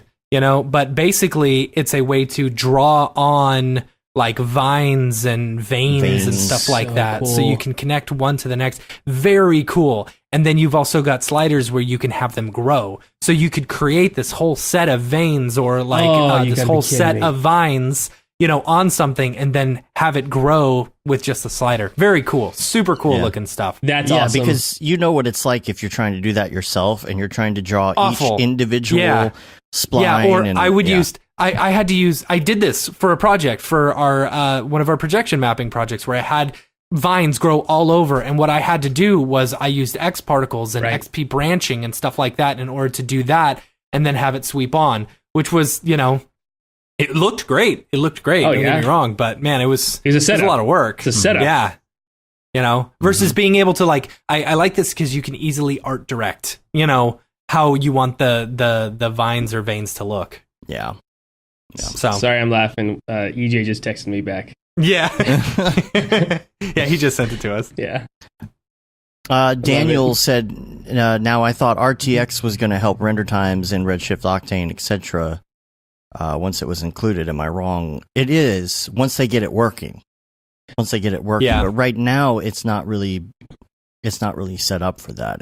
That stuff's still in development. Now, so it works with those cards, but it doesn't work to its full potential yet.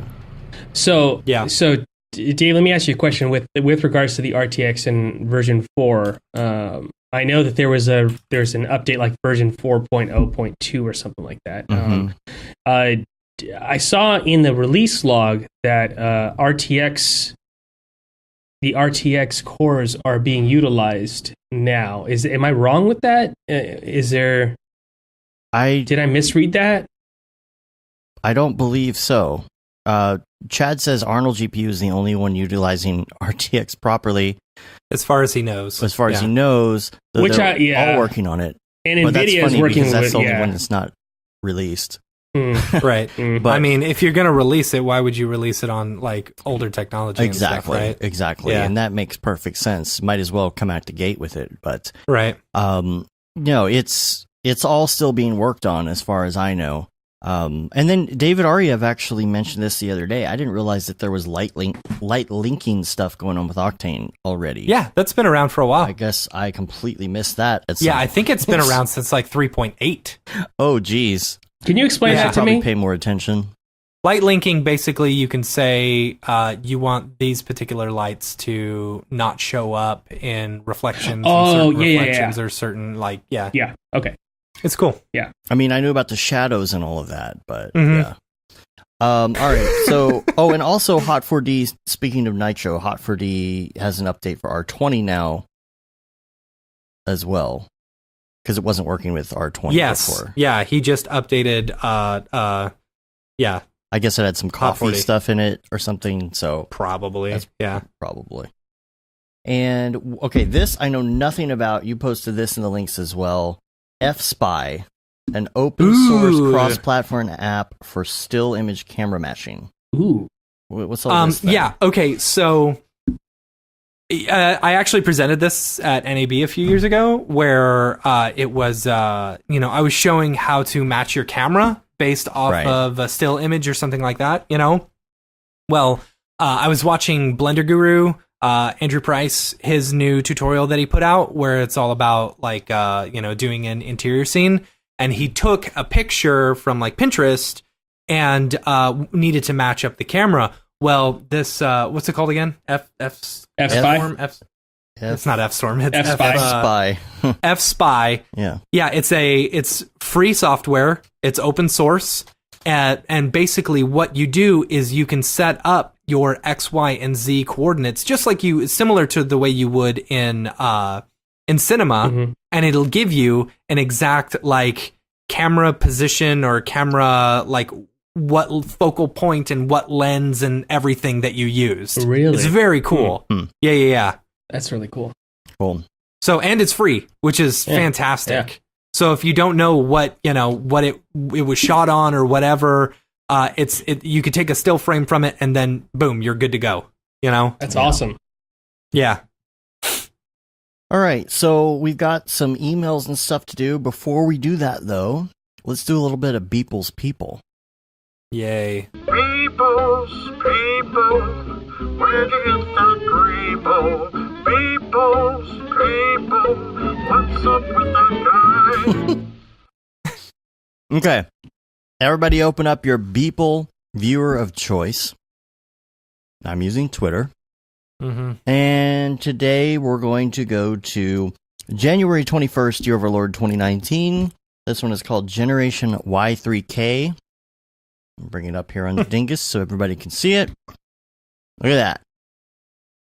Look at that. Oh, yeah. Didn't we do this one already? Did we? I don't know. We did. I don't think so. This has an animated I could be wrong. Now, I like these people in the back, first of all. Of course, that's what I noticed. The people in the back, they look like the people with the screens from Willy Wonka.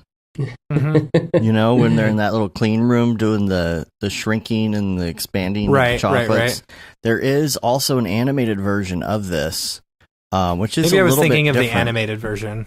The I like the animated animated version version. has different stuff in the back, like on the wall. There's like what is it? This is like Amazon fulfillment. Oh, really? Amazon Giant Fetus Fulfillment Center. Oh my god, that's so good. That's funny. Oh, that's awesome. I'm guessing that these are fetuses for the big people's people. Of course. I mean, they turn into big people's people. Yeah. Giant feet. Now, see, that's a little clue to me because if it's Giant Fulfillment Center, it's not necessarily saying that the other people are little. So now we know that the little people's people are actually human size. If that makes sense. So the bigger people, because you don't know like which one is like regular human size. Is it regular human size with small people, or is it regular human size are the small people with big giant people? Does that make sense? Yes. You don't know. So I think that's kind of a clue now that we know that the little people's people are actually regular size.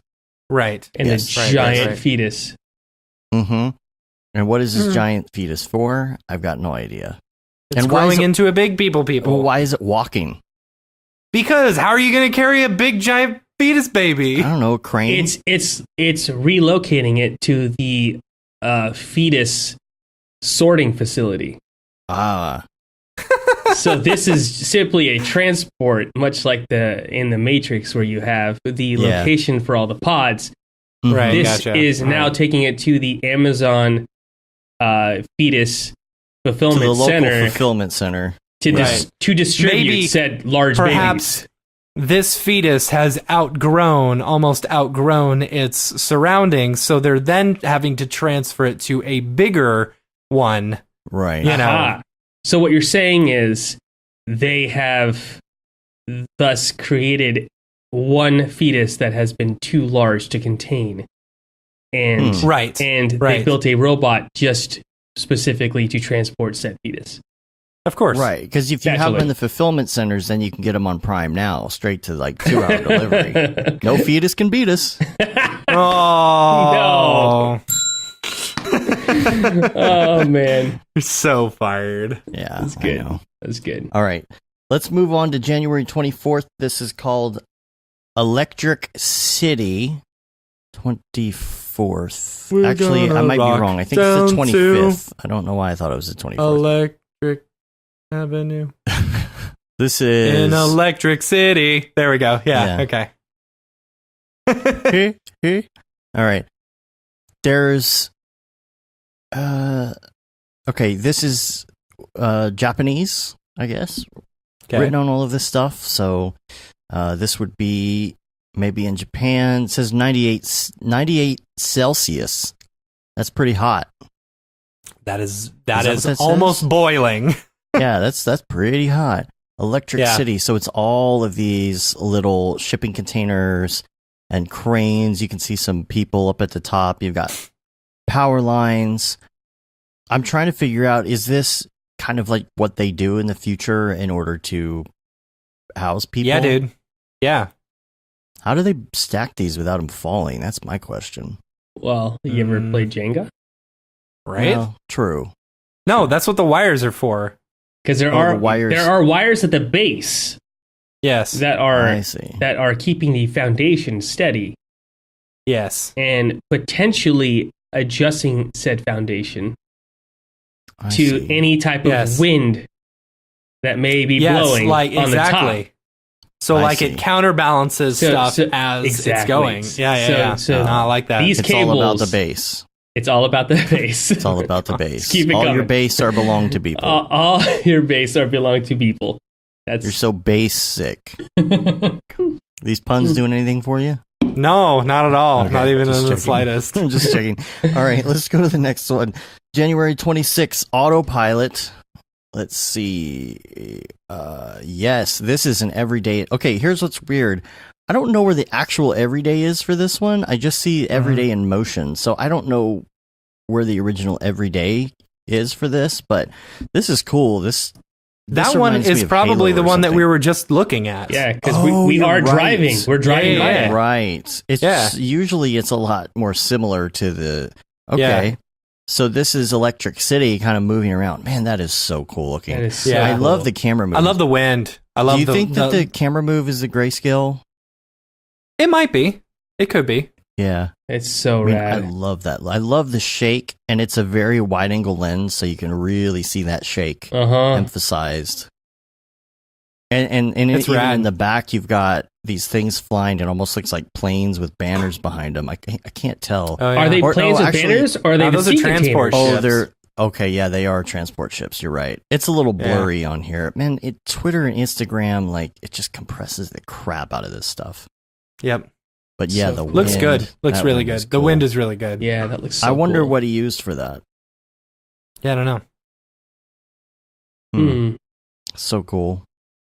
I will say it's interesting, though, that this guy is not steering. It's on autopilot, dude. Come on, it's the future. Why is there even a steering wheel? That is why is there a steering wheel in autopilot cars or whatever? It's just in case the autopilot goes out. Yeah, I guess so. Right? That's exactly right. Yeah, you don't want to steer with autopilot. You're just fighting the whole time. Who wants to fight the whole time? Right. Yeah. Otoy actually said version 4 is about 25% faster on RTX than 3.08 without using RT cores. We're seeing RT cores get us about 30% speed boost overall in work in progress build, but some corner cases are nearly 2.5 times faster. Well, the NVLink is already working in 2018.1 and will be working with RT cores 2. We also have a way to do out-of-core geometry in RT cores. Well, as soon as we got off this, I was going to do my little test and actually put the cards in to the new machine and do like a nice apples-to-apples comparison to see if we're actually getting a speed increase.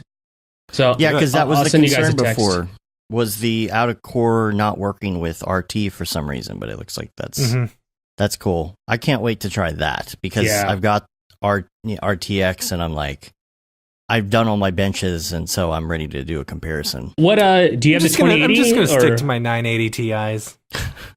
Those are workhorses. Mm-hmm. Yeah, they are. You got 6 of them? Yeah. Attaboy. Yeah. They make my room real hot. Yeah. I would not have that door open if all the GPUs are rendering right now, or a jacket. Right. Dave, you said you had an RTX. Is it a 20? Is it the 2080 or? It's a 2080. Yeah. So 2080, 1060, and 1080. So it's pretty good altogether. Yeah. I would like to add a Titan with NVLink. Got it. Mm-hmm. Do you have that all in one machine, or do you have it in multiple machines? Yeah, the one with the TIs all stacked up is all like a separate machine. That's Mr. Meeseeks. That's kind of chewing away, and then we've got the 1060 running the monitors, and the 2080. No, I'm sorry. Yeah, 1060 running the monitors, 2080 just doing basic rendering and stuff locally. And then if the other cards are available, like if Matt's not using them for a render or whatever remotely, then I use all of them at once. So we're going to set up deadline eventually. Yeah, eventually. I should do that next week. Let me know when you guys set up deadline. I'm really curious to see how that works, functions, and whether or not I could muster the courage to switch over to it. Yeah, man. Pedro says, I have this theory that Jules Urbach is I saw that. AI.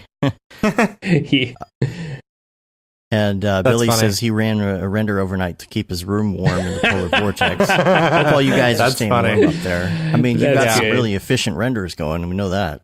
Yeah, that is true. You know, I was at Costco yesterday, and I went into the frozen food section just so I could feel your pain that you guys were going through. And you still couldn't. Yeah, I saw a video of, I think my dad posted it on Facebook or something. It was in Canada. Dude, I could not believe what it looked like. It's my wife actually just texted me this morning. It's the 26 pictures that perfectly capture how insanely cold it is across the U.S. I'll send it to you guys, but oh my gosh, thank you. This video is like a neighborhood or something. Just I've never seen anything like it. It looks like a render almost. Where are the houses? I know, like the houses are underneath a lot of this. It's just insane. It looks. How do you fake. live through that? It's crazy. I don't know. I don't know how you live through that. The satellite photos of Michigan were incredible looking. It's like 100 degrees difference between there and here. So just unbelievable. Stay warm out there. Yeah, no kidding. Random question. Do you guys have your machines named something clever on your servers? Rick and Morty characters. Yeah. That's good. I like it. Yeah. It's, let's see. What do we got? We've got Noob. We've got Mr. Meeseeks. Squanchy. My other one is I named it Snow White because it's the white case, but that has nothing to do with Rick and Morty. I like it. You didn't name it like Mr. Poopy Butthole or something. I thought about it, but it's not yellow. You know. Yeah. So and we it originally was just colors. called Octane PC. Yeah. Just straight up, just Octane PC. Yeah. Like Squanchy. My Squanchy is white with orange fans to match Squanchy, and Mr. Meeseeks is all blue. That's so good. So they match the characters. Yeah. I like it. So that's fun. All right. Well, let's get to some emails here. I think we have 2 or 3, and we don't have to spend too long on it because I do want to get to our Brograph recommends segment as well. So this is Sean Murphy. He said, "Hi, I'd like to use 3D models from 3D Warehouse for non-commercial purposes. Everyday renders for Instagram. It doesn't seem like anyone else does this, or if they do, I've never seen it created to any or credited to any particular artist. The terms of service are a bit confusing. Do you have any advice on using other people's models in general?" And I answered already, and I said, thanks for reaching out. But I think the purpose of 3D Warehouse is for these to be free 3D models. Right. And kind of be like open source. And because he was asking about copyright, I'm like, I don't think 3D models can fall under copyright unless someone's taking the model and selling it, like the actual model. But if you put that model in your render, you couldn't. I don't think you could claim copyright on that render because that's art created out of the model. It's not actually copying the model. Yeah, I have no idea. That's a tough... I'm pretty sure 3D Warehouse specifically is for free models and stuff like that, and they may have... I don't know. But he said, thanks so much for the response. This isn't... And so this next part I haven't responded to, but I'm going to respond here. He said, it seems like it's okay to use these for free without getting permission or crediting the person who made it. I think it's just hard to shake the feeling that it's too good to be true, regardless of whether these models need a lot of cleanup or not. So I'm assuming people are uploading their models with full knowledge that other people will use them without crediting them. It just seems odd. I'm wondering what's the difference between using models for non-commercial and commercial. And I think my problem has been that there's this feeling that I needed to make everything from scratch in order to claim that it's my own. So I'm trying to adjust to a different way of thinking. For me, it's not so much of an issue of when it comes to a paid asset, I wouldn't feel the need to mention it, but, like Kit Bash or whatever.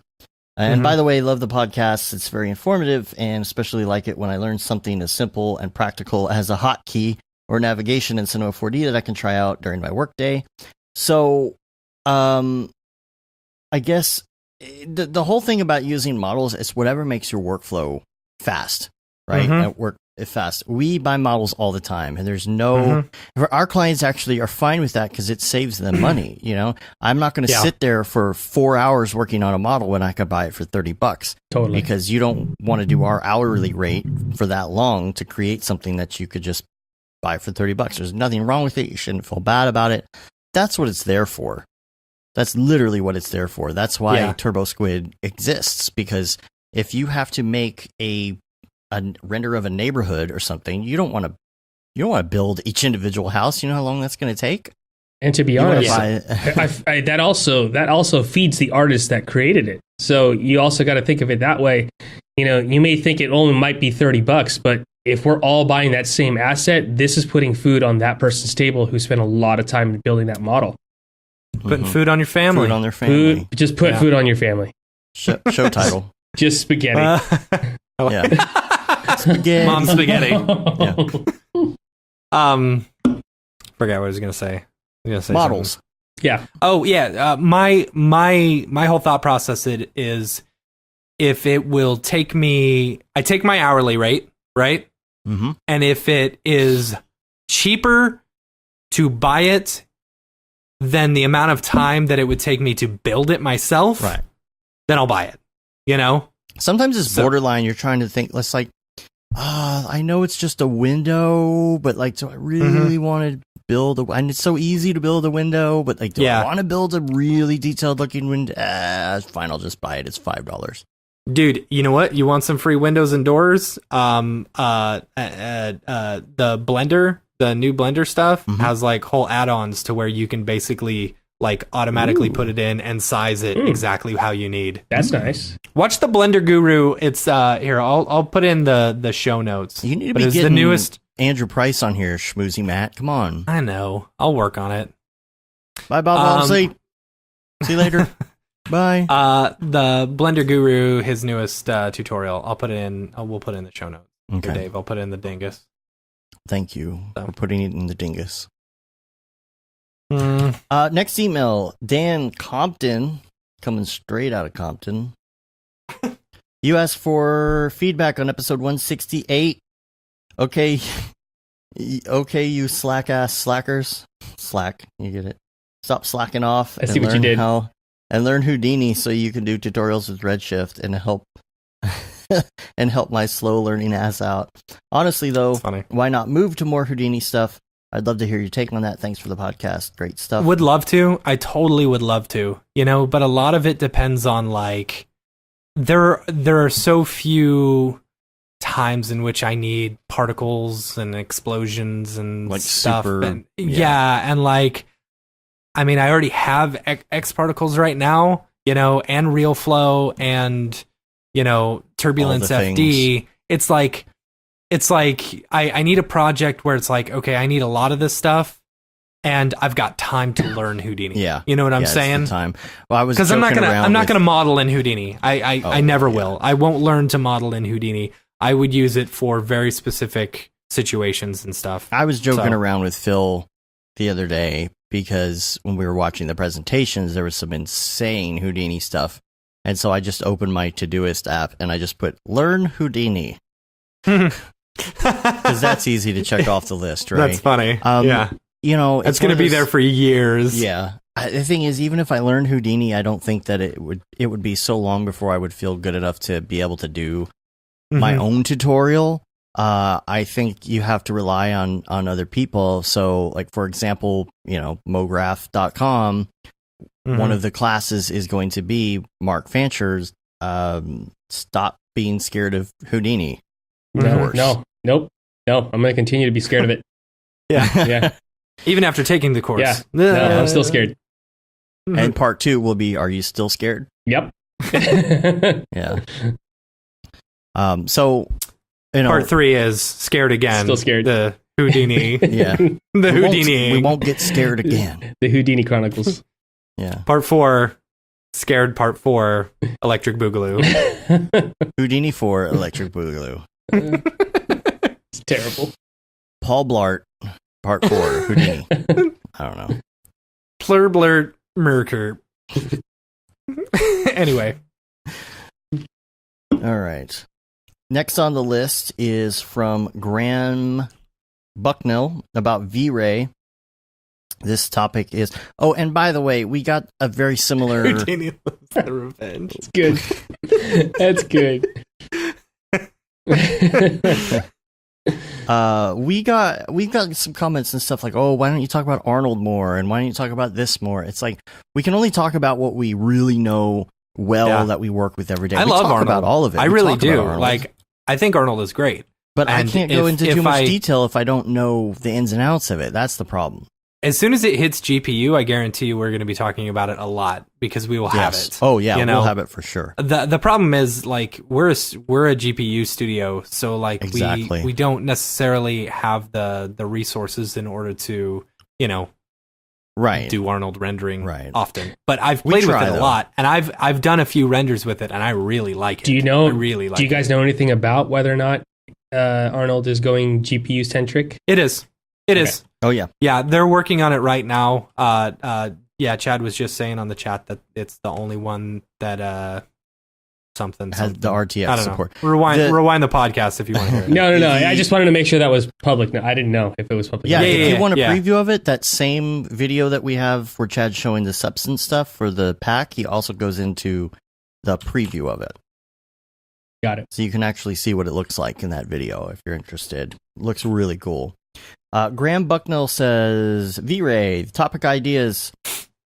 V-Ray and the Chaos Group takeover. Is this a good thing or a bad thing? It's a excellent thing. It is an excellent thing because, like, the people who were in charge of V-Ray for C4D let it fall to the wayside, and then other render engines like, Octane and Redshift and Arnold came and swooped everything up. Mm-hmm. Mm-hmm. And there's not a lot of people using V-Ray anymore. So with Chaos Group actually taking it over, they can probably expand quite a bit and actually keep things up to date. Do you think, here's my question, do you think it is too late for V-Ray now? No, not at all. I think if V-Ray Next if V-Ray Next was as fast as Redshift, I would use V-Ray Next in a heartbeat because I fell in love with V-Ray.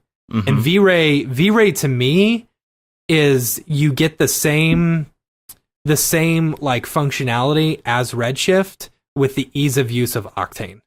You think so? Mm-hmm. Absolutely. There were so many options in V-Ray. I was a little overwhelmed. I mean, there are, but that's kind of how I felt, Dave. But it's like if you understand like one of those screens, you kind of understand all the rest. Yeah. But I don't know.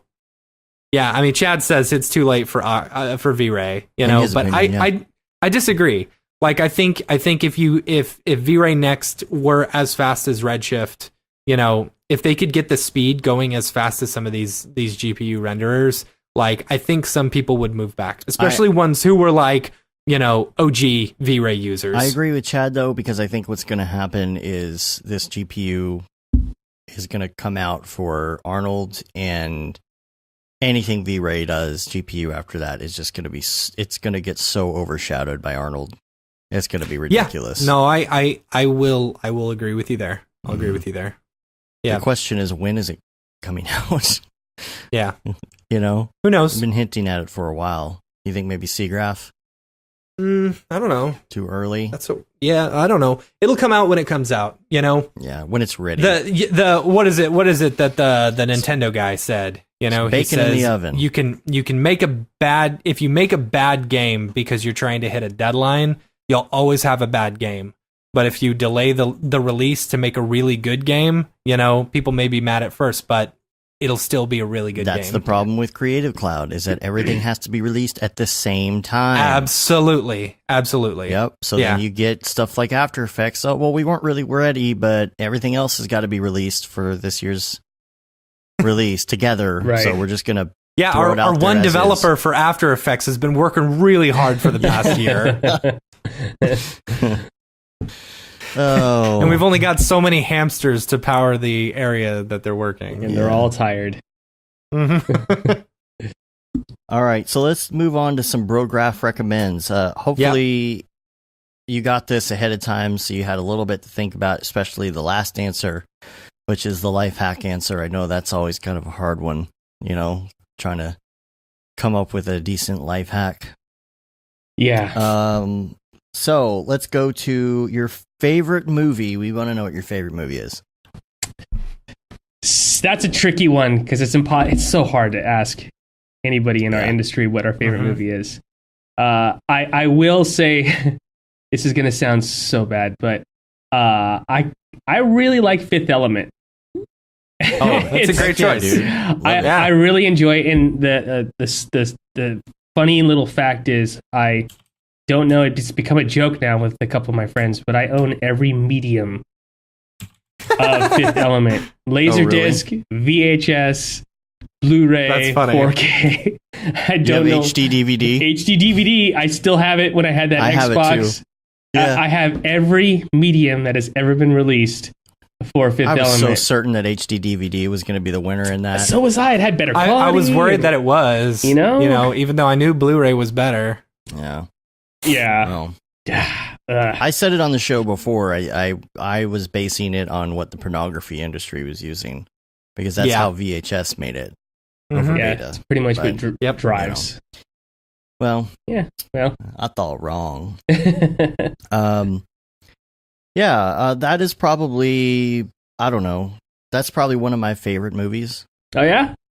All right, so I'm not too far off. All right, cool. Every time I'm in my settings in Cinema 4D for multipass, I'm like, Leader Dallas multipass all the time. Every time. Every time. You're gonna hate me, but I've never seen it all the way through. I've seen like the beginning, to maybe halfway through, but I've never actually sat down and watched the whole thing. I hear it's good. Yeah, yeah. I knew a bunch of people who had that little dot tattoo. Oh yeah. Oh really? Tattoo. Yeah, I knew a couple people who had gotten it. You think there'll ever be a part 2? No. Bruce Willis hated shooting it. Really? Why? Because he thought it was a complete joke. Because if you think about it, from his prior movies to that, he's all of a sudden surrounded by Chris Tucker with his ridiculous outfit and Jean-Paul Gaultier's creating all these elaborate costumes, and he's just surrounded by green screen sets and ridiculous costumes, and he's just like, what did I get myself into? So, and those weird Jim Henson characters at the beginning of the movie, right, exactly. The whatever they're called, I forget. They look like something from the Dark Crystal. Yeah, right. That's what I was thinking. Yeah, they totally do. Yeah. And what's his name from 90210 at the beginning? Aziz Light. Aziz Light. Oh, that's another one I use all the time. Yeah, Aziz Light. I say that so often. Aziz Light. Aziz Light. Luke Perry. Wait, wasn't that Luke Perry? Perry? Luke Perry. Hudson Hawk, and he thought Fifth Element was a joke. I don't know. Grant just asked, wasn't one of his prior movies Hudson Hawk, and he thought Fifth Element was a joke. I don't even know what Hudson Hawk is. I've heard of it. I haven't seen it. But yeah, he hated it. Yeah, from what I've heard from everybody, he hated shooting the movie, and then it wasn't until afterwards where he's like, okay, it's kind of good. Well, anytime that there's a part 2 to something too, like that's something that good, like it really has to be good. So if they ever do a part 2, just like if the awful part 2 they did to Anchorman, right, which was one of the worst movies of all time in my opinion. I would like to just mention that there was some sort of preview of something that's going to be announced or shown on Super Bowl Sunday for The Dude. Did you see this? Oh really? Lebowski preview thing? No, I didn't. I don't know if it's just... I think, honestly, it's just going to be like a commercial or something with The Dude in it. But everybody's like, oh, is this part 2? I'm like, if there's a part 2 to Big Lebowski, it must be done right, or else you're going to ruin it. Right. Yep. Yeah. Where's the money, crossed. Lebowski? It's down there somewhere. Let me check. Obviously, you're not a golfer. Obviously. All right, let's move on to music. What do you like to listen to, especially when you're working? Do you listen to music when you're working? Oh my God, yes. It's like the driving force that keeps me going during the day. On his Pioneer speakers, yo. Oh, yeah. Right. No, it's I actually it depends on the mood, but a lot of times I listen to I have this like focus playlist that I've created, and it's got like Blackmail, Tycho, a lot of these chill artists. And then every once in a while, when I need to get a little more inspirational, I'll listen to movie soundtracks. You know, Danny Elfman. You're not the only person to say that. Yeah, that's funny. Really, yeah. It's it just puts you in a different mindset and kind of calms you down a little bit. But yeah, that's when I'm working. That's what I'm listening to most of the time. And yeah, and then everything else just depends on my mood. If I'm in a bad mood, I'll listen to something that's angry. But I don't do that very often because I don't get in bad moods very often. But so you had a bad day. That's what you listen to, right? Yes, 100%. That's what I listen to on repeat. Hans Zimmer, yes, like Hans Zimmer, that kind of stuff. Yeah, yeah. What about TV show? And it doesn't have to. It could be your all time, or maybe something currently right now that you're really enjoying. You know what's funny is my wife and I are total binge watchers, which I feel like all of us are now. Yep. We just finished a series called Safe on Netflix with Michael C. Hall, and it was just a super quick, 2-night binger, and that was kind of fun. But somebody told me to watch The Expanse, and that's on Amazon, and I started watching that. If you guys ever watched Battlestar Galactica, love Battlestar Galactica. It feels. It has some vibes of Battlestar Galactica mixed with like a little more, I don't know, a little bit more of a less alien. Like there's no aspects of like the robotic Cylons and all that stuff. But I started watching it and I've gotten through the first season, and it's actually pretty dang interesting because it's just as if we were hundreds of years in the future where factions have been separated into a space faction, a Mars faction, people that still live on Earth, the people that are mining the asteroids, but it's not based off of like the Star Trek universe or anything like that where there's aliens and whatnot. It's more like just us in the future and how the different factions kind of conflict with each other. So it's now I heard Grant, thank you for telling me that because I haven't gotten through season 2 yet. So that's good to know. He just said that it's not that great after season 2. So don't watch I hate when that happens. Yeah, I know. And it's so hard nowadays to get invested in a show. That's why I really liked Safe, because it was just one of those shows where it's like 8 episodes, 9 episodes, you're done. There's a start, there's a finish. A lot of the BBC and British shows do that, where they just literally have a start and a finish. I think The Bodyguard was another one that we watched on Netflix, and it had the guy from. I was waiting for that. Yeah. And then obviously Game of Thrones. I mean, I watch Game of Thrones. I actually was the Night King for Halloween last year. I've seen 2 episodes of Game of Thrones. Did you see David Ariev and Schmoopy dressed up as Game of Thrones for Halloween 2 years ago? Really? Yeah, you need to check that out on his Snow Facebook. Or whatever. I mean, they nailed it. They nailed it. Here, guys, I'm going to show you a little picture. I'm going to text it to you right now. I got a Game of Thrones. There's now a series of collectible Game of Thrones Talisker scotches, which I came across. Yes, and they're actually pretty good. Yeah, I haven't tried it was yet. that you? That is me. Yeah, I just sent you a picture of, that's you? Of my Game of Thrones costume. Wow. Oh, I'm looking this up. Oh, wait, what? Wait. That's insane. Here, dude. you know what? I'm going to do this for you guys. Hold on. I'm going to show you the mask. I have it right here. Okay, wait, hold on. I'm going to I got to show this first of all. Oh my gosh. That is insane. There you guys go. How? Wow. Okay, hold on. Let me come back. There's my Night King mask. Dang, dude. Wow, dude. Oh, and this is the collection of masks above. Where'd you get those from? Yeah. Hey, that's me. Yeah. One of my buddies designs them. And wow. Yeah, just little fun stuff. There you go. There's one advantage of having using my stupid little Canon camera as my webcam. Well, while you're setting that back up, podcast. What about? You got a cable in the way. Yeah, I'll fix it. What about podcasts? Podcast. Podcast-wise. Brograph. Whatever. Well, yeah, obviously, but I actually don't listen to podcasts as much as I'd like to. It's mostly it's mostly music, and like especially during my days and when I'm editing. Mm-hmm. Music is really what's kind of keeping me going through the day. Gotcha.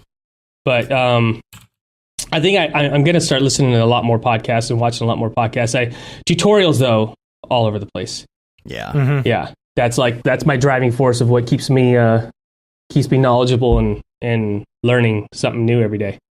Yeah, mm-hmm. Matt, you wrote Orville in the chat. Dude, I'm loving Orville this season. Oh, yeah, I've heard about Orville. I've heard Orville is like it's like great. Dude, classic Next Generation, so good. And so good. No spoilers, but the latest episode last week, it was interesting because it didn't really even have much comedy at all in it. It was almost like a fully just regular episode of old school Star Trek in a way, You're kidding. So good. There was an episode with Alara, one of the security officer, and what was so amazing was that they had Dr. Phlox from Enterprise on there, and the holographic doctor from Voyager. They were both on the same episode, and I was like, oh, this is so good. A lot of people like that. Ted Danson was in it the other day. Really? Mm-hmm. Yeah, and did you know that the security officer and Seth MacFarlane, they're dating in real life? Huh. I didn't know that. Yeah, and did you the blue guy that everyone falls in love with, and when he explodes everywhere or whatever. Mm-hmm. That's what's his name?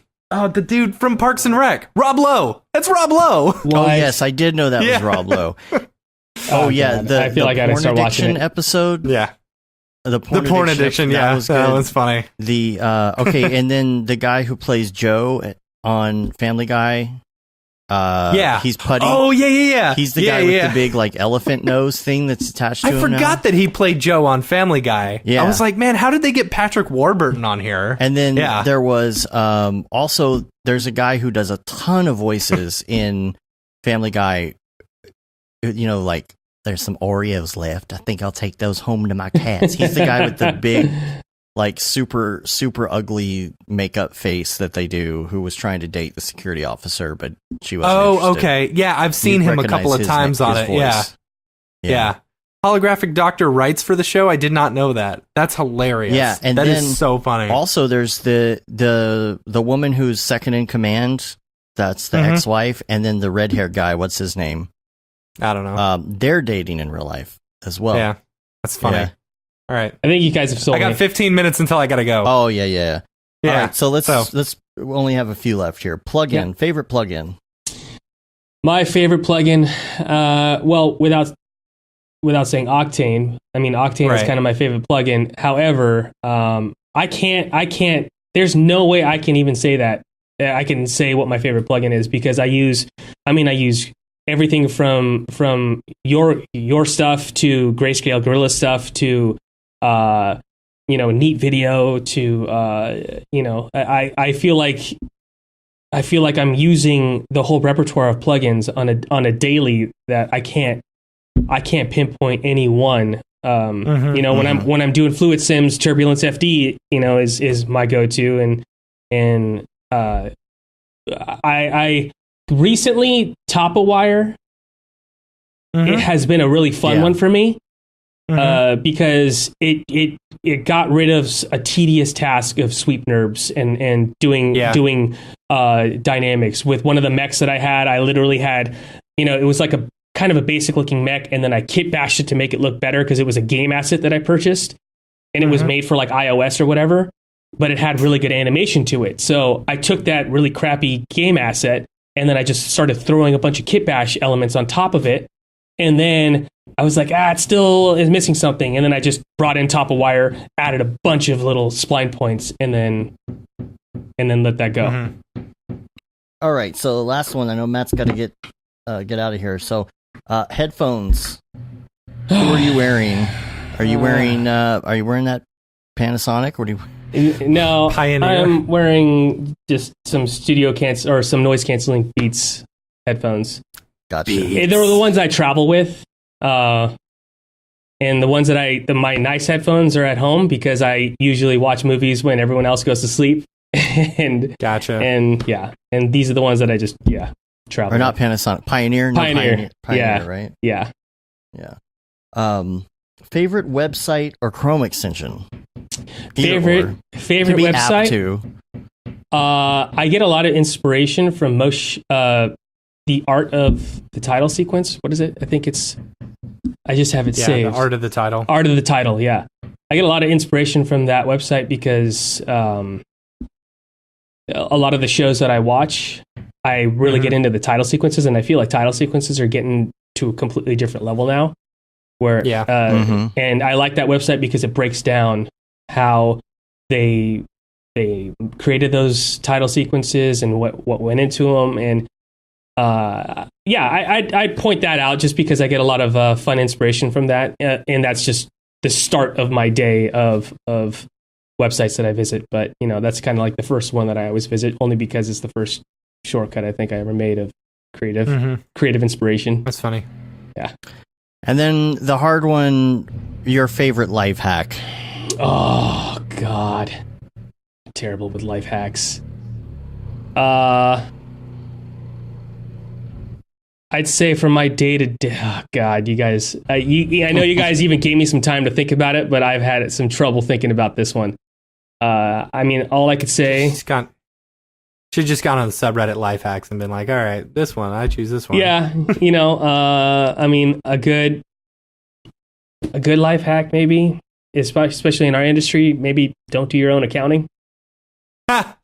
Pretty good. All right. Have somebody else do it. There you go. Yeah. Can't someone else do it? Yeah. Yes, they can. Yes. But you got to pay. Yes. So if people want to find you online, where can they find you? Well, you can email me for now. I have my company's called Seventh Dream Media, and I will have a website and it'll be seventh-dream-media.com. And everything was working up until about a month ago, and the server crashed, so now I have to start from scratch. That was a fun one. It looks like it's working. It's working, but it's back to the autosave from the first day that I started.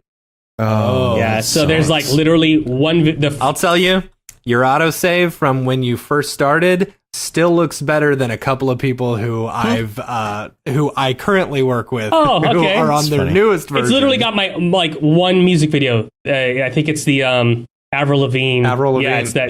Yeah.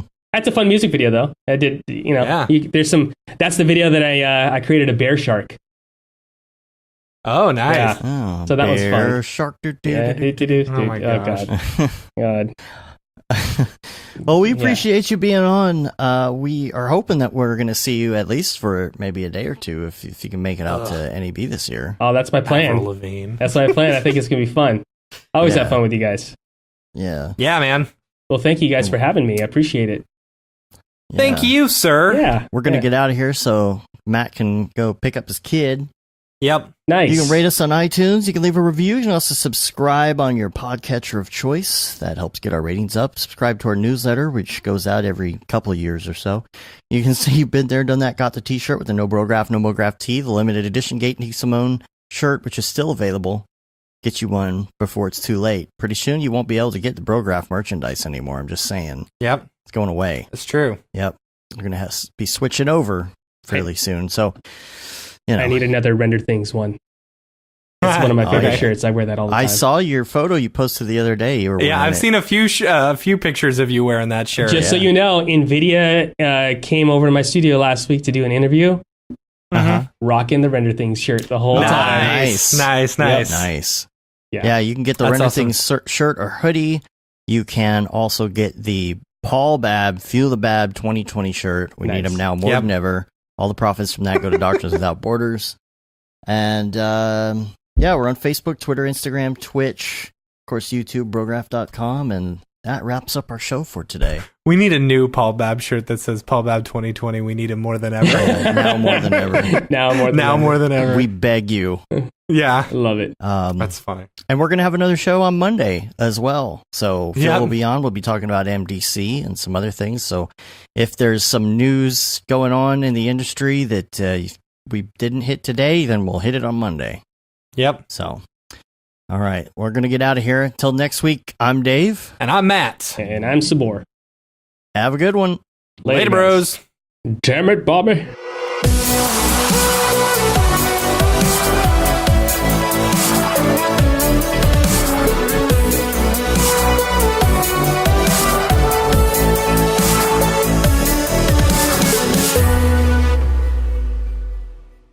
It's pretty good, I guess.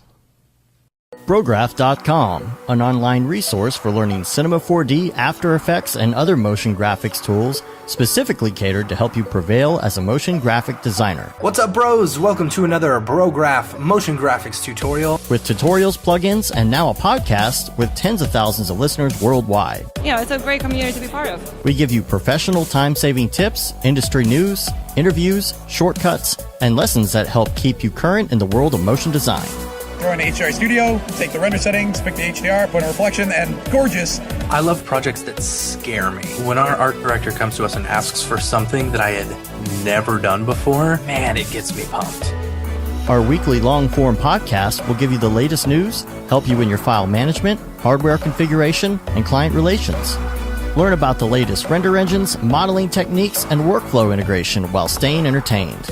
Real nice banana. Ah, that's so funny. All right. I'm going to live forever.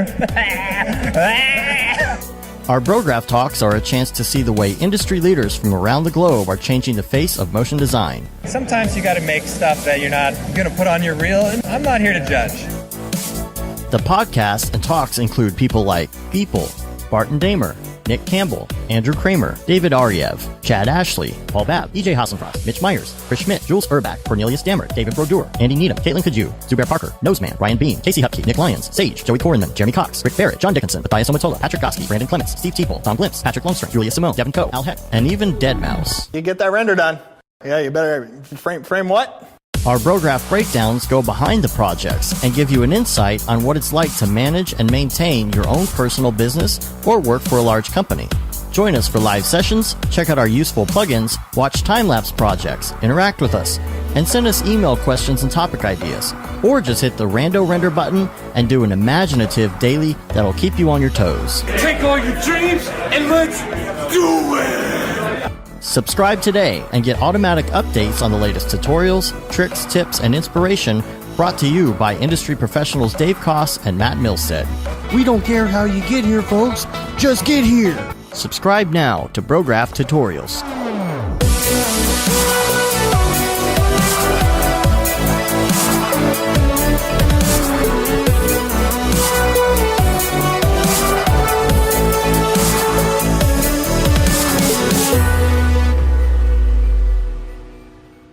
It's pretty good, I guess.